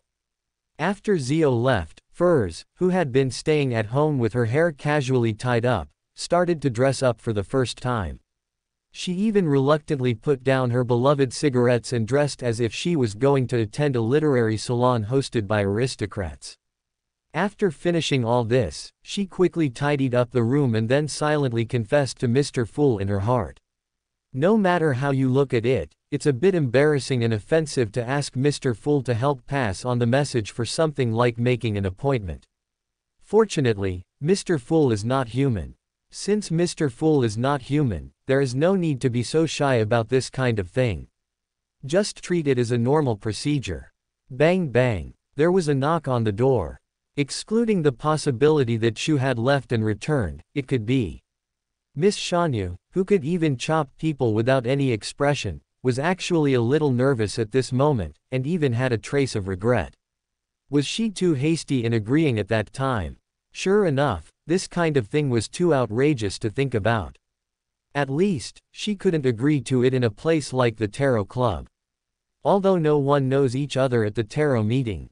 Although she was extremely nervous, Furz did not dare to not open the door. When she opened it, she saw a bunch of kumquats, followed by a gentleman with a rather good appearance. Brown hair, gray eyes, it's hard to tell if he's disguised, but I've never seen him before. Nice to meet you, magician girl. Shah-Ir stuffed the things she bought into Furz's hands, then pulled Furz aside and walked straight past her into the living room. He lay down on the sofa that Furz often sat on, and casually picked up the fashion magazine that Furz had just bought yesterday and started reading it. Is this an angel? Could this be from Tamara's family? Could this be a descendant of the angel family, who had a long-standing marriage alliance with Abraham? Just by looking at the other person's sitting posture, Furz could tell that he must be a veteran in lying down and slacking off. In her heart, the halo and label of angel were almost shattered. Do you have any manners? When Furz saw Shah-Ir actually took out the snacks and beer she bought, her voice became a little uncontrollable. Don't get me wrong, I don't drink this low-quality stuff. Shah-Ir casually threw a can of beer to Furz, who picked up a bag of nuts and started eating. Poor quality. Don't drink. Furz, who caught the beer, felt like she had received a 10,000-point critical hit. She looked at her beige dress, which she was most satisfied with, and felt that her makeup looked as if it had been washed out. The other person spent less time looking at her than reading the fashion magazine. Do you know what you are doing here? Furz said this angrily. She threw away the beer she had been enjoying, walked to the sofa, snatched the nuts and magazines from Shah-Ir's hands, then squatted in front of him, holding his face with both hands and forcing him to look at her. Show me where I should look. What do you think of my outfit? There is no praise, no surprise, no desire, and no self-awareness at all. Who are you looking down on? Shah-Ir looked at Furz, whose face was filled with anger, and his eyes remained calm on the other person's pretty face. Furz's request was too difficult, and he really couldn't be impressed. There seems to be no suitable adjective to praise it. You can't say that you dress very carefully, right? Shah-Ir didn't think twice and directly blocked Furz's mouth. Furz's body stiffened for a moment. She tried to push, but it didn't work. Then she closed her eyes. The communication went smoothly this time. When Shah-Ir let go of Furz, he easily retrieved the magazine and nuts. After he cracked a nut and fed it to Furz, Furz seemed to have figured something out.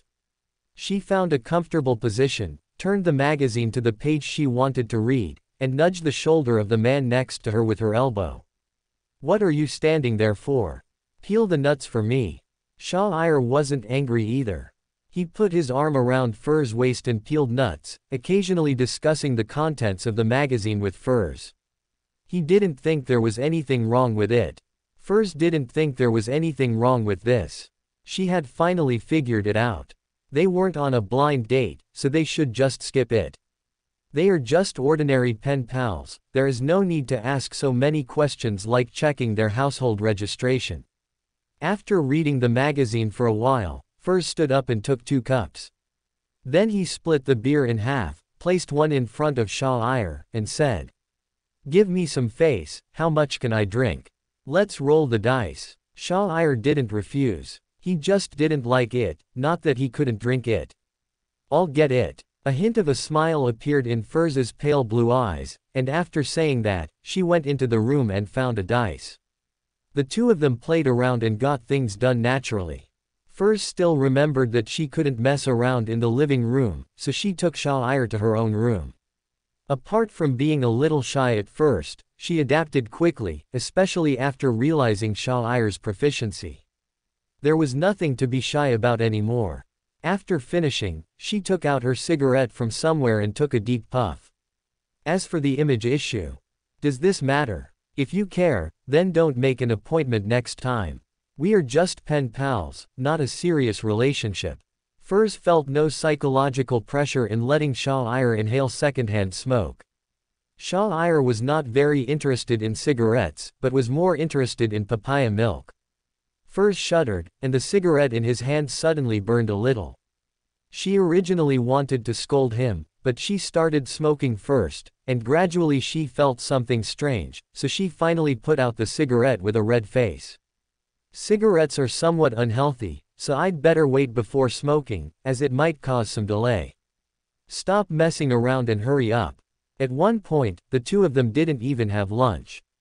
Finally, for the first time ever, Furs cooked the meal herself. Although it was just a very ordinary lunch, a sandwich and mushroom soup. Shah-Ir tasted it and found it tasted quite good. This guy is just lazy, it doesn't mean she can't cook. She has lived alone for a long time, so her life skills must be maxed out. Take your time eating. Furs picked up a sandwich and returned to her room to clean up the battlefield. She was still worried that if Zio came back and saw her, she wouldn't be able to explain herself clearly. So, she squatted in the bathroom and picked up the washboard. Putting on makeup, cleaning, cooking, tidying up the room. Furs sat on a small stool and seriously suspected that she was losing money. Chapter 215. This is a secret. When Furs hung up the clean sheets, she suddenly realized a problem. She had only been busying herself before. "I almost forgot that dating wasn't the goal. Resolving the extra second apprentice trait in my body was the original goal. Didn't we agree to do things together?" Furs rushed back to the living room and saw that the plates and dishes and chopsticks on the table had disappeared. Her eyes softened instantly as she looked at Shah-Ir. She moved her feet and lay down on the sofa. She rolled directly next to Shah-Ir, hugged his shoulders, and asked, "How can you help me eliminate the excess Beander characteristics in my body? I don't think I really need to give birth to a child. I don't want to raise one. If you want, you can take them all away." Furs said half-jokingly, "You're packing up the trash." Shah-Ir couldn't help but knock Furs on the head. He then couldn't help laughing. "If you don't want to raise it, how about we send it to your father who is far away in the southern continent? He's quite old, so he'd probably be very happy to see these little cuties." Poof. Furs was amused by Shah-Ir's words, and her eyes became moist with laughter. "You're investigating me." Furs finally understood. No wonder he didn't ask anything when he came in. It wasn't because he didn't care, but because he had already checked her family tree. If she was not good looking, he might not have come at all. What a bastard. If it were you, you have the conditions, why don't you check it out? Shah-Ir didn't hide anything and even touched Furs's head. Check it out. Only a fool wouldn't check it out. Furs smiled and snuggled into Shah-Ir's arms again. Don't change the subject. You weren't lying to me about the elimination of unnecessary Beander characteristics, were you? No, but this requires a special ceremony, so I can't tell you directly at the Tarot Club. Shah-Ir shook his head slightly. He pretended that it was difficult, so he made it so complicated. If he solved it normally, it could be done with a prayer ceremony. The secret of the angel family. Furs immediately thought of this word and nodded in understanding.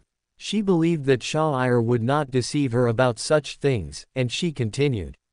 I've already given my teacher the curse immune protective charm you passed on to me through Mr. Fool, and I've also relayed your trade request.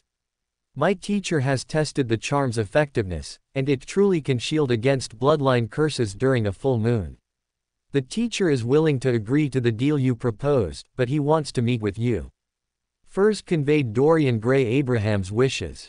In fact, what Furs relayed did frighten this gentleman at first. But later, as the effectiveness of the spell was confirmed, Dorian and even the Abrahamic elders almost all regarded Shah-Ir as a descendant of Tamara's family. After all, to be able to resolve the blood curse, one must be at least at the level of the angel family, and also be able to accurately know the Abraham family's the name of the first-level seal, knowing Tamara's first-generation emblem. This also looks like Tamara, who has been married to Abraham for a long time. Moreover, he was willing to let Abraham try the product first. This attitude was very friendly. After all, anyone who could come up with such a mysterious item couldn't be unaware that Abraham was good at recording. If this ability is recorded using the level 0 sealed object, the star staff, it can theoretically protect many Abrahams during a full moon. Even so, the other party was willing to hand over the things to the Abraham family first. This did not seem like a hostile force at all. Moreover, because Tamara's family is quite divided, although the Abraham family still has contact with Tamara, they are not sure of Shah-Ir's identity. It is not certain which branch of Tamara Shah-Ir belongs to. After all, Tamara's family is too fragmented. Shah-Ir did not refuse. His brown hair, gray eyes and skin were specially designed for the Abraham family. To trade with the Abraham family, it would be easiest to use the name of the Tamara family. Regarding the problem of the blood curse, the Abraham family cannot solve it directly with the star rod, as the level 0 seal is too dangerous to use. But if Abraham had a demigod, things would be different. This is why the Abraham elders, who have become much more cautious after a betrayal, are still willing to contact Shah-Ir. Shah-Ir also discovered that the full moon curse was not that simple. The pollution of the fallen mother goddess strengthened the blood connection, and the gate path itself was good at bypassing restrictions and affecting the target remotely. Even if it is sequence 0, if the authority is not appropriate, it cannot change the fate of Abraham's entire family. To put it bluntly, even now there is still a surviving angel in Abraham's family. The full moon curse is still the full moon curse. Angel or demigod, it was just a matter of how much easier it was for the Abraham family. Unless every time there is a full moon, this angel can directly protect a large group of tribesmen, the key point is every full moon. Those below sequence 2, even sequence 3, would still have a hard time facing Mr. Men's words. Abraham's family wants to eat the blood of their ancestors. For Beyonders who are not from the gate of Abraham, it's fine to advance to sequence 5, but if you want to advance to sequence 4, without the protection of a true god or an angel, the gatekeeper will definitely not be able to deal with you. Mr. Men is definitely very clear about what a non-Abrahamic demigod means to the Abraham family, which now has only 2 or 3 cats and kittens. He was so devastated that he took ruthless action against his own descendants. If he encountered such a non-blood relative, wouldn't he kill him? Even if I manage to reach sequence 4, advancing to sequence 3 is a threshold, and Mr. Men will definitely continue to work on it. As for wanting to ascend to sequence 2, dare to head to the starry sky. The gate path itself has the authority to locate. If Mr. Fanman senses the location and reports it directly, the person will be killed. How did you resolve the full moon curse? Furs was extremely curious. Could it be that he had asked Mr. Fool for help? But it didn't seem like it. To deal with a bloodline curse, one must of course start by disguising the bloodline. Simply put, it's called stealing heaven's secrets, a high-level substitution technique. Shah-Ir knew that Furs didn't understand, so he didn't mean to explain further. He knew that he was at a certain level and could provide protection. Moreover, he knew the principle of the curse, so it was very simple to design a protective talisman based on the bloodline. We're going to attend the tarot club later. When will your occult ritual take place? Furs nodded, seemingly understanding, and chose to ignore the question for the time being. Now, Shah-Ir pushed Furs away from his arms. What occult materials do you need? You must have prepared it yourself, right? Furs was still very confident in his own judgment. Is it necessary to go through so much trouble to hold an occult ritual? 2. By the way, please keep it a secret for me. I am actually Mr. Fool's beloved. Chapter 216. This elf, he had seen it before. Shah-Ir, in the capacity of a fool's follower, held a mysterious ceremony in front of Furs. Furs only felt a flash of crimson light in her eyes, and a chill in her lower abdomen. Then, a dark blue Beander characteristic appeared in Shah-Ir's hand. Before Furs could react, the Beander characteristic fell to the ground and merged with the leather boots on Shah-Ir's feet, turning into a pair of boots that could open all doors with one foot. This. Although I didn't expect the Beander characteristics to be mine after they were extracted, was there something wrong with hastily making a pair of leather boots on the spot? Furs inexplicably felt like she had been stepped on, but she had no evidence, and she was in shock at this moment. Is this the true value of Mr. Fool's follower? Extracting extraordinary characteristics is such a difficult task, but it was solved so easily.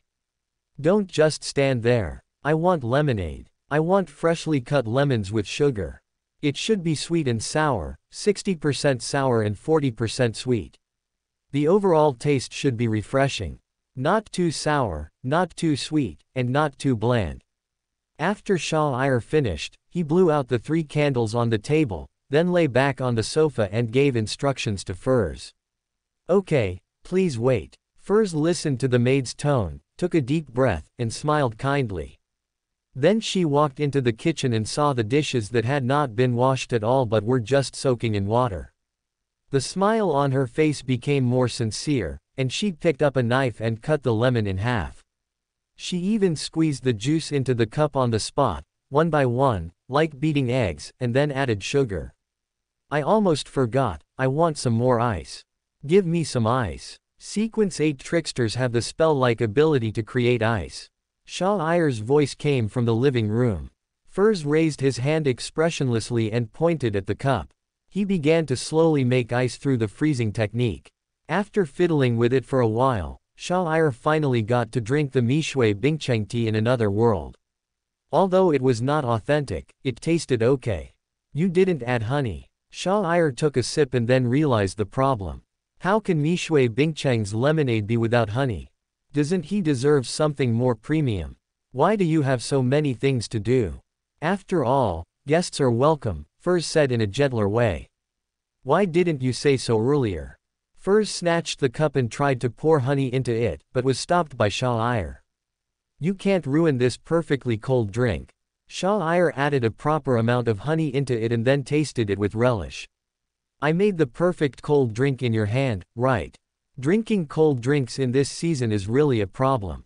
After Furs finished mocking Shah-Ir, she went into the kitchen, made herself a drink, and washed the dishes. The last time she was so diligent was the time before. 20 minutes later. 1 o'clock in the afternoon. The time for the tarot club.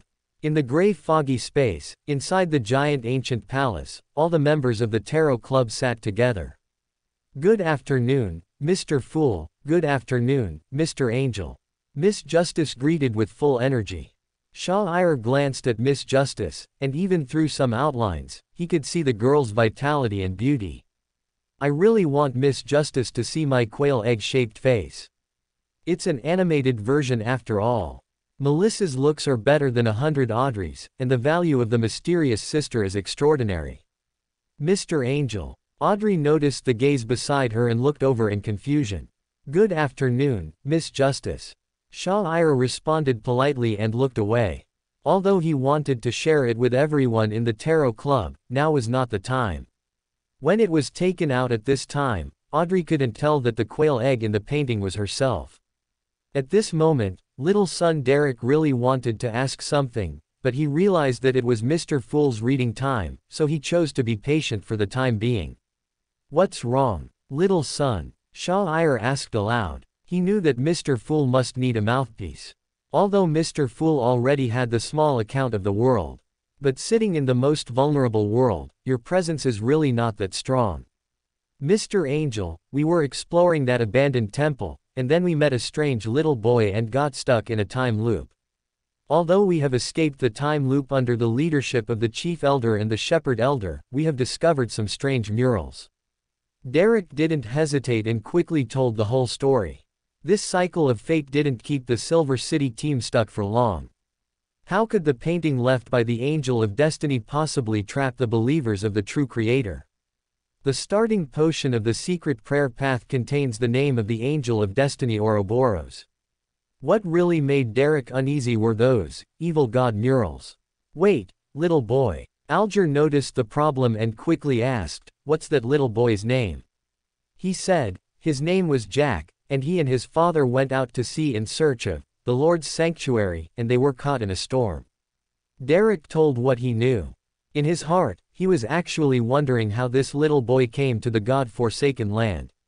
Was it a storm that blew in, but by some chance he got caught in a time loop and didn't die? He might be one of us.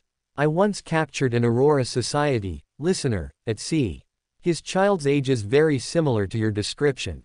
It turns out that the God-forsaken land is indeed the legendary Eastern continent, which can be reached by crossing that dangerous sea. Combining the Angel's previous experience, Alger has finally confirmed this. The other members of the Tarot Club didn't care much about the time loop issue. After all, a problem that could be solved by the City of Silver shouldn't be that terrifying. Only Miss Justice asked curiously and then let out a small exclamation. Ahem, can you show us those murals? World. Klein coughed lightly and asked in a hoarse voice, but his curiosity could not be concealed. Can. Although Derek had grown a lot now, he was going to ask questions anyway, so he didn't hide anything. After gaining Mr. Fool's consent, he presented the contents of his memory like a slideshow. Half-collapsed stone pillars, ancient temples, and statues hanging upside down on dark crosses, depicting the myth of the fallen creator saving the world. All this instantly made the Tarot Club members immersed in the atmosphere of temple exploration. And the mural of the evil god among the seven shadows. When this mural was revealed, everyone in the Tarot Club felt a little wrong. Alger, who came from the Church of Storms, stared at the octopus-headed monster holding a trident for a long time, but he couldn't recognize who this evil god was. Audrey, Justice, and Furs, Magician, looked back and forth several times, but still couldn't recognize any of them. Only Mr. Fool couldn't help but dilate his pupils slightly. He seemed to have seen that elf before. Chapter 217 Constantine Family. This doesn't look like the 8 ancient gods from the Silver City mythology. Only the elves and giants can barely match here. Audrey counted on her fingers and found that the 8 ancient gods in the mythology of Silver City included dragons, elves, giants, vampires, demon wolves, and phoenixes. There are only elves and giants here, and the other evil gods look a bit like humans. But is this the legendary elf? How beautiful! Audrey couldn't help but take a few more glances. Miss Hall had never seen an oriental face in her life. As a fairly good painter, she could see that the elves' faces on the murals were extremely delicate, almost perfect. Even if she tried to modify them slightly with a brush, the outlines were impeccably perfect. Klein noticed that no one wanted to speak, even the angels were just staring at the mural quietly. So he coughed lightly and said, "I've seen similar statues." At this point, how could Klein not tell that those vilified evil gods were the 6 gods, or possibly the 7 gods? Swish, swish, swish. Everyone in the Tarot Club looked over. I saw a similar statue during an adventure exploring the ruins of the 4th Age. The world, Klein explained. Audrey was very interested in this and asked directly, Mr. World, would you be willing to share some of your explorations? I can pay the corresponding compensation. No, because I also have questions that need to be answered. The world said with a dark smile. He pretended to ask the fool a question, then materialized the statue and holy emblem of the 7 gods. With the full moon as a pillow, the clothes are intricate, the stars are dotted, and the night is holy. Clothed in the storm, feet on the waves, surrounded by thunder, the holy emblem of the storm. Audrey and Alger focused directly on the most familiar part, then looked at the mural of the evil god on the other side. The gloomy woman surrounded by eyes was simply a monster with an octopus head and deformed feet. These two relatively devout believers were a little shocked. Even Alger had believed in the Lord of Storms for so many years. Humph, this is blasphemy against the goddess. Audrey snorted softly. After all, this was the true creator who symbolized evil, so the meaning of this mural must be read in reverse. In the eyes of the believers of this evil god, perhaps only their Lord is just and perfect. Since the mural shows the real creator sacrificing himself to save the world, the actual content should be that the terrifying evil god who wanted to destroy the world was killed by 6. The 7 gods' fierce wolf suppressed. But who is that unknown elf god? If the figures in the mural are distorted images of the 6 gods, then they would correspond. But who is the 7th god? I've never heard of elves and. Alger's tone was filled with doubt. In front of this unknown deity, even the fact that the 6 gods once had human forms seemed insignificant. This holy emblem is also different from the holy emblem of steam, and even different from the holy emblem from the time of the artisan church. Where's the god of steam and machinery? Furs, a novice follower of the god of steam, asked doubtfully. She looked at the elf holding a transparent scroll in the mural and wondered if this god of steam, whom she believed in and who had never responded to her, had a set of holy emblems in the 4th age. Rumor has it that the god of steam and machinery, formerly the god of craftsmen, wasn't born until the 4th epoch. It seems his birth occurred in the middle or late 4th epoch, rather than the earlier middle. And this relic? Alger looked at the world uncertainly, and there was inevitably some anticipation in his tone. Alger has always been unable to resist this kind of topic. I found 2 emblems inside the ruins. But I don't know him. World, Klein was somewhat helpless. He materialized the 2 emblems. A black iron crown and a hand holding a scepter. Do any of you know anyone? Klein looked around and saw everyone's bewildered expressions. He knew it was useless to ask. He could only place his last hope on the angel. A Trunthorst and a tutor. But is it like that? Shah Iyer was speechless when he saw the 2 emblems. Among his collection was the currency of the Tudor dynasty from the 4th age, on which the Tudor emblem was a crown with a drooping cloak. As for the black iron crown, how shameless does the Truncest family have to be to dare to snatch the family crest from the Solomon family? He knew what ruins Crane was exploring, but these 2 emblems were not from the United Dynasty period. One is the Solomon family, and the other is. Shah Iyer paused and said in a somewhat puzzling tone, Constantine family. It's a bit novel to see, childhood, graffiti across generations. When the principality was first established, national flags were not popular in the northern continent, but family crests were. At the time, Shah Iyer was still wandering around the storm path. He couldn't use any storm-related elements, as it would easily clash with the Church of Storms. So, he just drew a more intuitive and domineering one based on Rhodes's suggestion. Anyway, he drew it early. If the extraordinary families that come later still have some shame, they will probably choose other emblems, right? The Constantine family. Why haven't you heard of it? Furs recalled it. It was a rather unfamiliar name, far less famous than the Solomon family. Unlike medical student Furs, history graduate Klein immediately understood the specific directions of the 2 badges after figuring them out. He then explained in a hoarse voice. Constantine, this is how it's pronounced in ancient Fusak. In Lonis, it is often translated as Constantine. If the occasion allowed, Klein would have liked to recite those relevant papers. I heard that in the 4th era, the Constantine family served as the White Emperor of the Solomon Empire for a long time. Alger originally wanted to say monopoly, but in the Fourth Era, those great nobles didn't seem to have a monopoly. When Klein and Alger mentioned it, Audrey understood first, followed by Furs.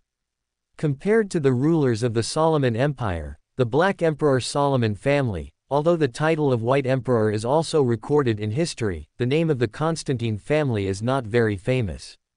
There are also many views that the White Emperor is not fixed, but is appointed by each generation of Black Emperor to assist the Solomon family in managing the entire Solomon Empire. In the eyes of some scholars in the Fifth Age, the White Emperor might also be a special honor for the top military nobles at that time. In order to balance the military power, the Solomon family crowned different military nobles as the White Emperor in each generation. Since the coats of arms of the Solomon family and the Constantine family appear, this relic is most likely a relic from the early to mid-Fourth Era, during the Solomon Empire. And at this time, if the god of craftsmen has not yet been born, who is this being? Alger's breathing became a little rapid. He felt as if he was about to touch some truth of history. Chapter 218. This is just a concubine. Hermit. The angel looked at the projected elf and holy emblem with a faint smile on his face. When did he realize that power and other things don't matter at all? It was probably when he laid the foundation for becoming a god. Hermit. For some reason, when the Tarot Club members heard this name, they couldn't help but give Mr. Fool a wary look. Even Klein the Fool hadn't expected that the angel would actually address him using the codename, tarot cards. Furthermore, upon hearing the word, hermit, he immediately thought of the hidden sage. But was that possible? The hidden sage is undoubtedly an evil god, but this elven god is on par with the 6 gods. There's no reason why, in the end, the other 6 gods are all righteous gods, but only this one becomes an evil god, right? Mr. Angel, can you identify this being? Alger quickly thought of the hidden sage. He tried a process of elimination. The relationship between the Church of Storms and the elves had always been bad, so the relationship between the Lord of Storms and this hidden sage must also be bad. The relationship between the Church of Storms and the Moss Ascetic Order was also average, so it was not impossible. But didn't the hidden sage suddenly come back to life? If I had to choose a tarot card that best represents the emblem, it would have to be the Hermit card. And according to the history I know, the people of the Fourth Age were familiar with the 7 gods of the northern continent, just like us. Shah-Ir thought about the great beings who were still alive today, all of them were old acquaintances. In the Fifth Era, 1,000 years have passed, and the only one who has ascended to the throne of God is Huang Dao Russell Gustav. Isn't this normal? Furs asked doubtfully. These righteous gods worshipped in the northern continent were already very famous in the Fourth Era. Isn't this normal? There are differences. For example, the belief in the true creator was once the orthodox belief of the entire northern continent during the Fourth Era. Today, most of the Fourth Epic history that ordinary people can understand has been whitewashed by the 7 major churches and the 4 royal families. Besides the family histories of the various extraordinary nobles, those secret organizations that emerged earlier also hold some of the true history. Beyond that, it's difficult to access the secrets of that era. History has buried too many things due to the needs of ruling. Shah-Ir's tone was a little lamentable. When he flipped through the history book and found that the records were even more blank and brief than the brief histories of the Fourth Age that he knew before he traveled through time, he really wanted to laugh. The history of the Fourth Age is incomplete, the history of the Third Age consists of only one great catastrophe, and the history of the Second Age consists of only some rough creation myths. The dissemination of information and knowledge in this world is really no wonder the hidden sage is unwelcome. Looking back at history, the dynasties before the Fifth Era were all previous dynasties.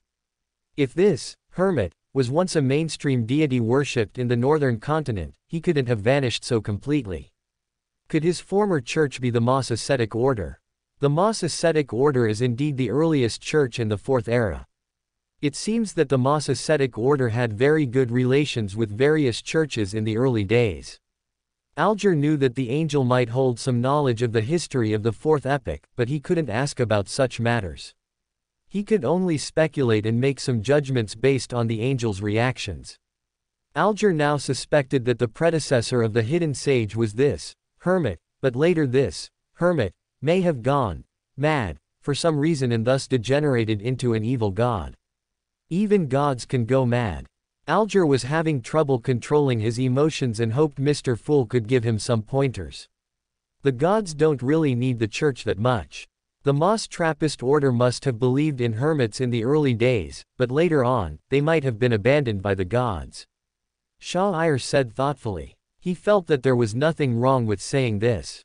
The fact that the Moss ascetic order had not changed its name made it obvious that it was a concubine's chamber. The angel's words were like a huge rock thrown into a calm lake. Even a shallow believer like Furs, who didn't have much faith, felt a sense of terror for no reason at this moment.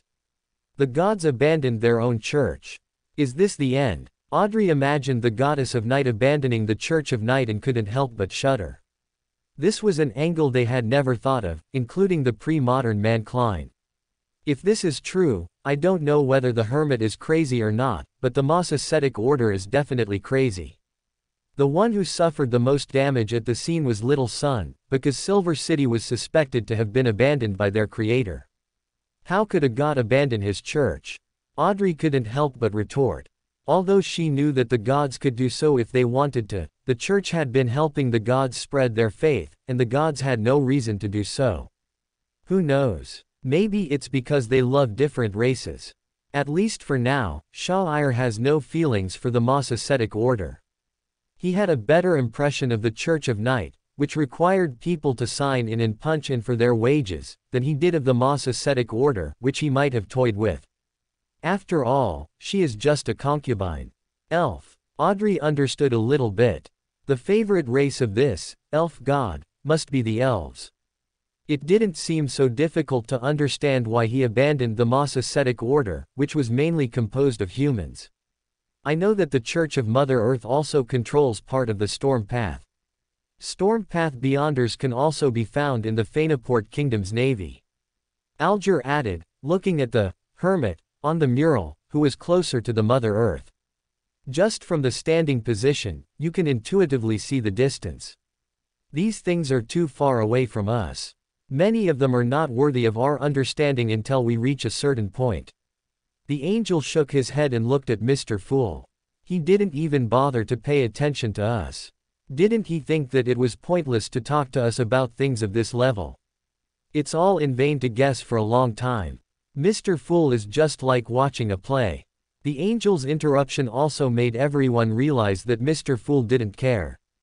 Audrey, who was extremely curious, and Alger, who was a little excited, felt like they were poured with a bucket of cold water. Yes, Mr. Fool's reaction has already proved everything. Their discussion also lacks some evidence. Mr. Fool, these are 3 pages of Russell's diary. It's good that Audrey starts turning in Russell's diary. The Fool nodded in satisfaction. This awkward situation was finally coming to an end. It wasn't that he didn't want to interrupt or give advice, but he simply didn't understand anything. It would be fine if everyone in the Tarot Club knew nothing, but there happened to be an angel here who seemed to know a little bit. The Fool looks at the diary. On August 8th, I attended a banquet hosted by His Majesty the King for the first time. I had a blast, and ate a lot. The nobles in this world are more hygienic than those in Earth's middle world at the same time. They bathe quite frequently. It seems they've been suffering too much and are worried that a Beyander of a certain sequence will use their bad habits to spread the plague. But what's the point? The common people still don't care about hygiene, and the slums are unbearable to look at. Aren't these nobles and those Beyonders disgusting? They don't seem to go to the ghetto. Damn, they really never go there once. 2 worlds in all aspects. Howley is a city. How can they tolerate a foul smell next to their bed? For more thrilling fanfiction stories like this, check out my channel Fanfic Audiobook. Dive into epic adventures, mysterious realms, and legendary journeys brought to life through immersive storytelling. Don't forget to like, share, and subscribe for more amazing audiobooks.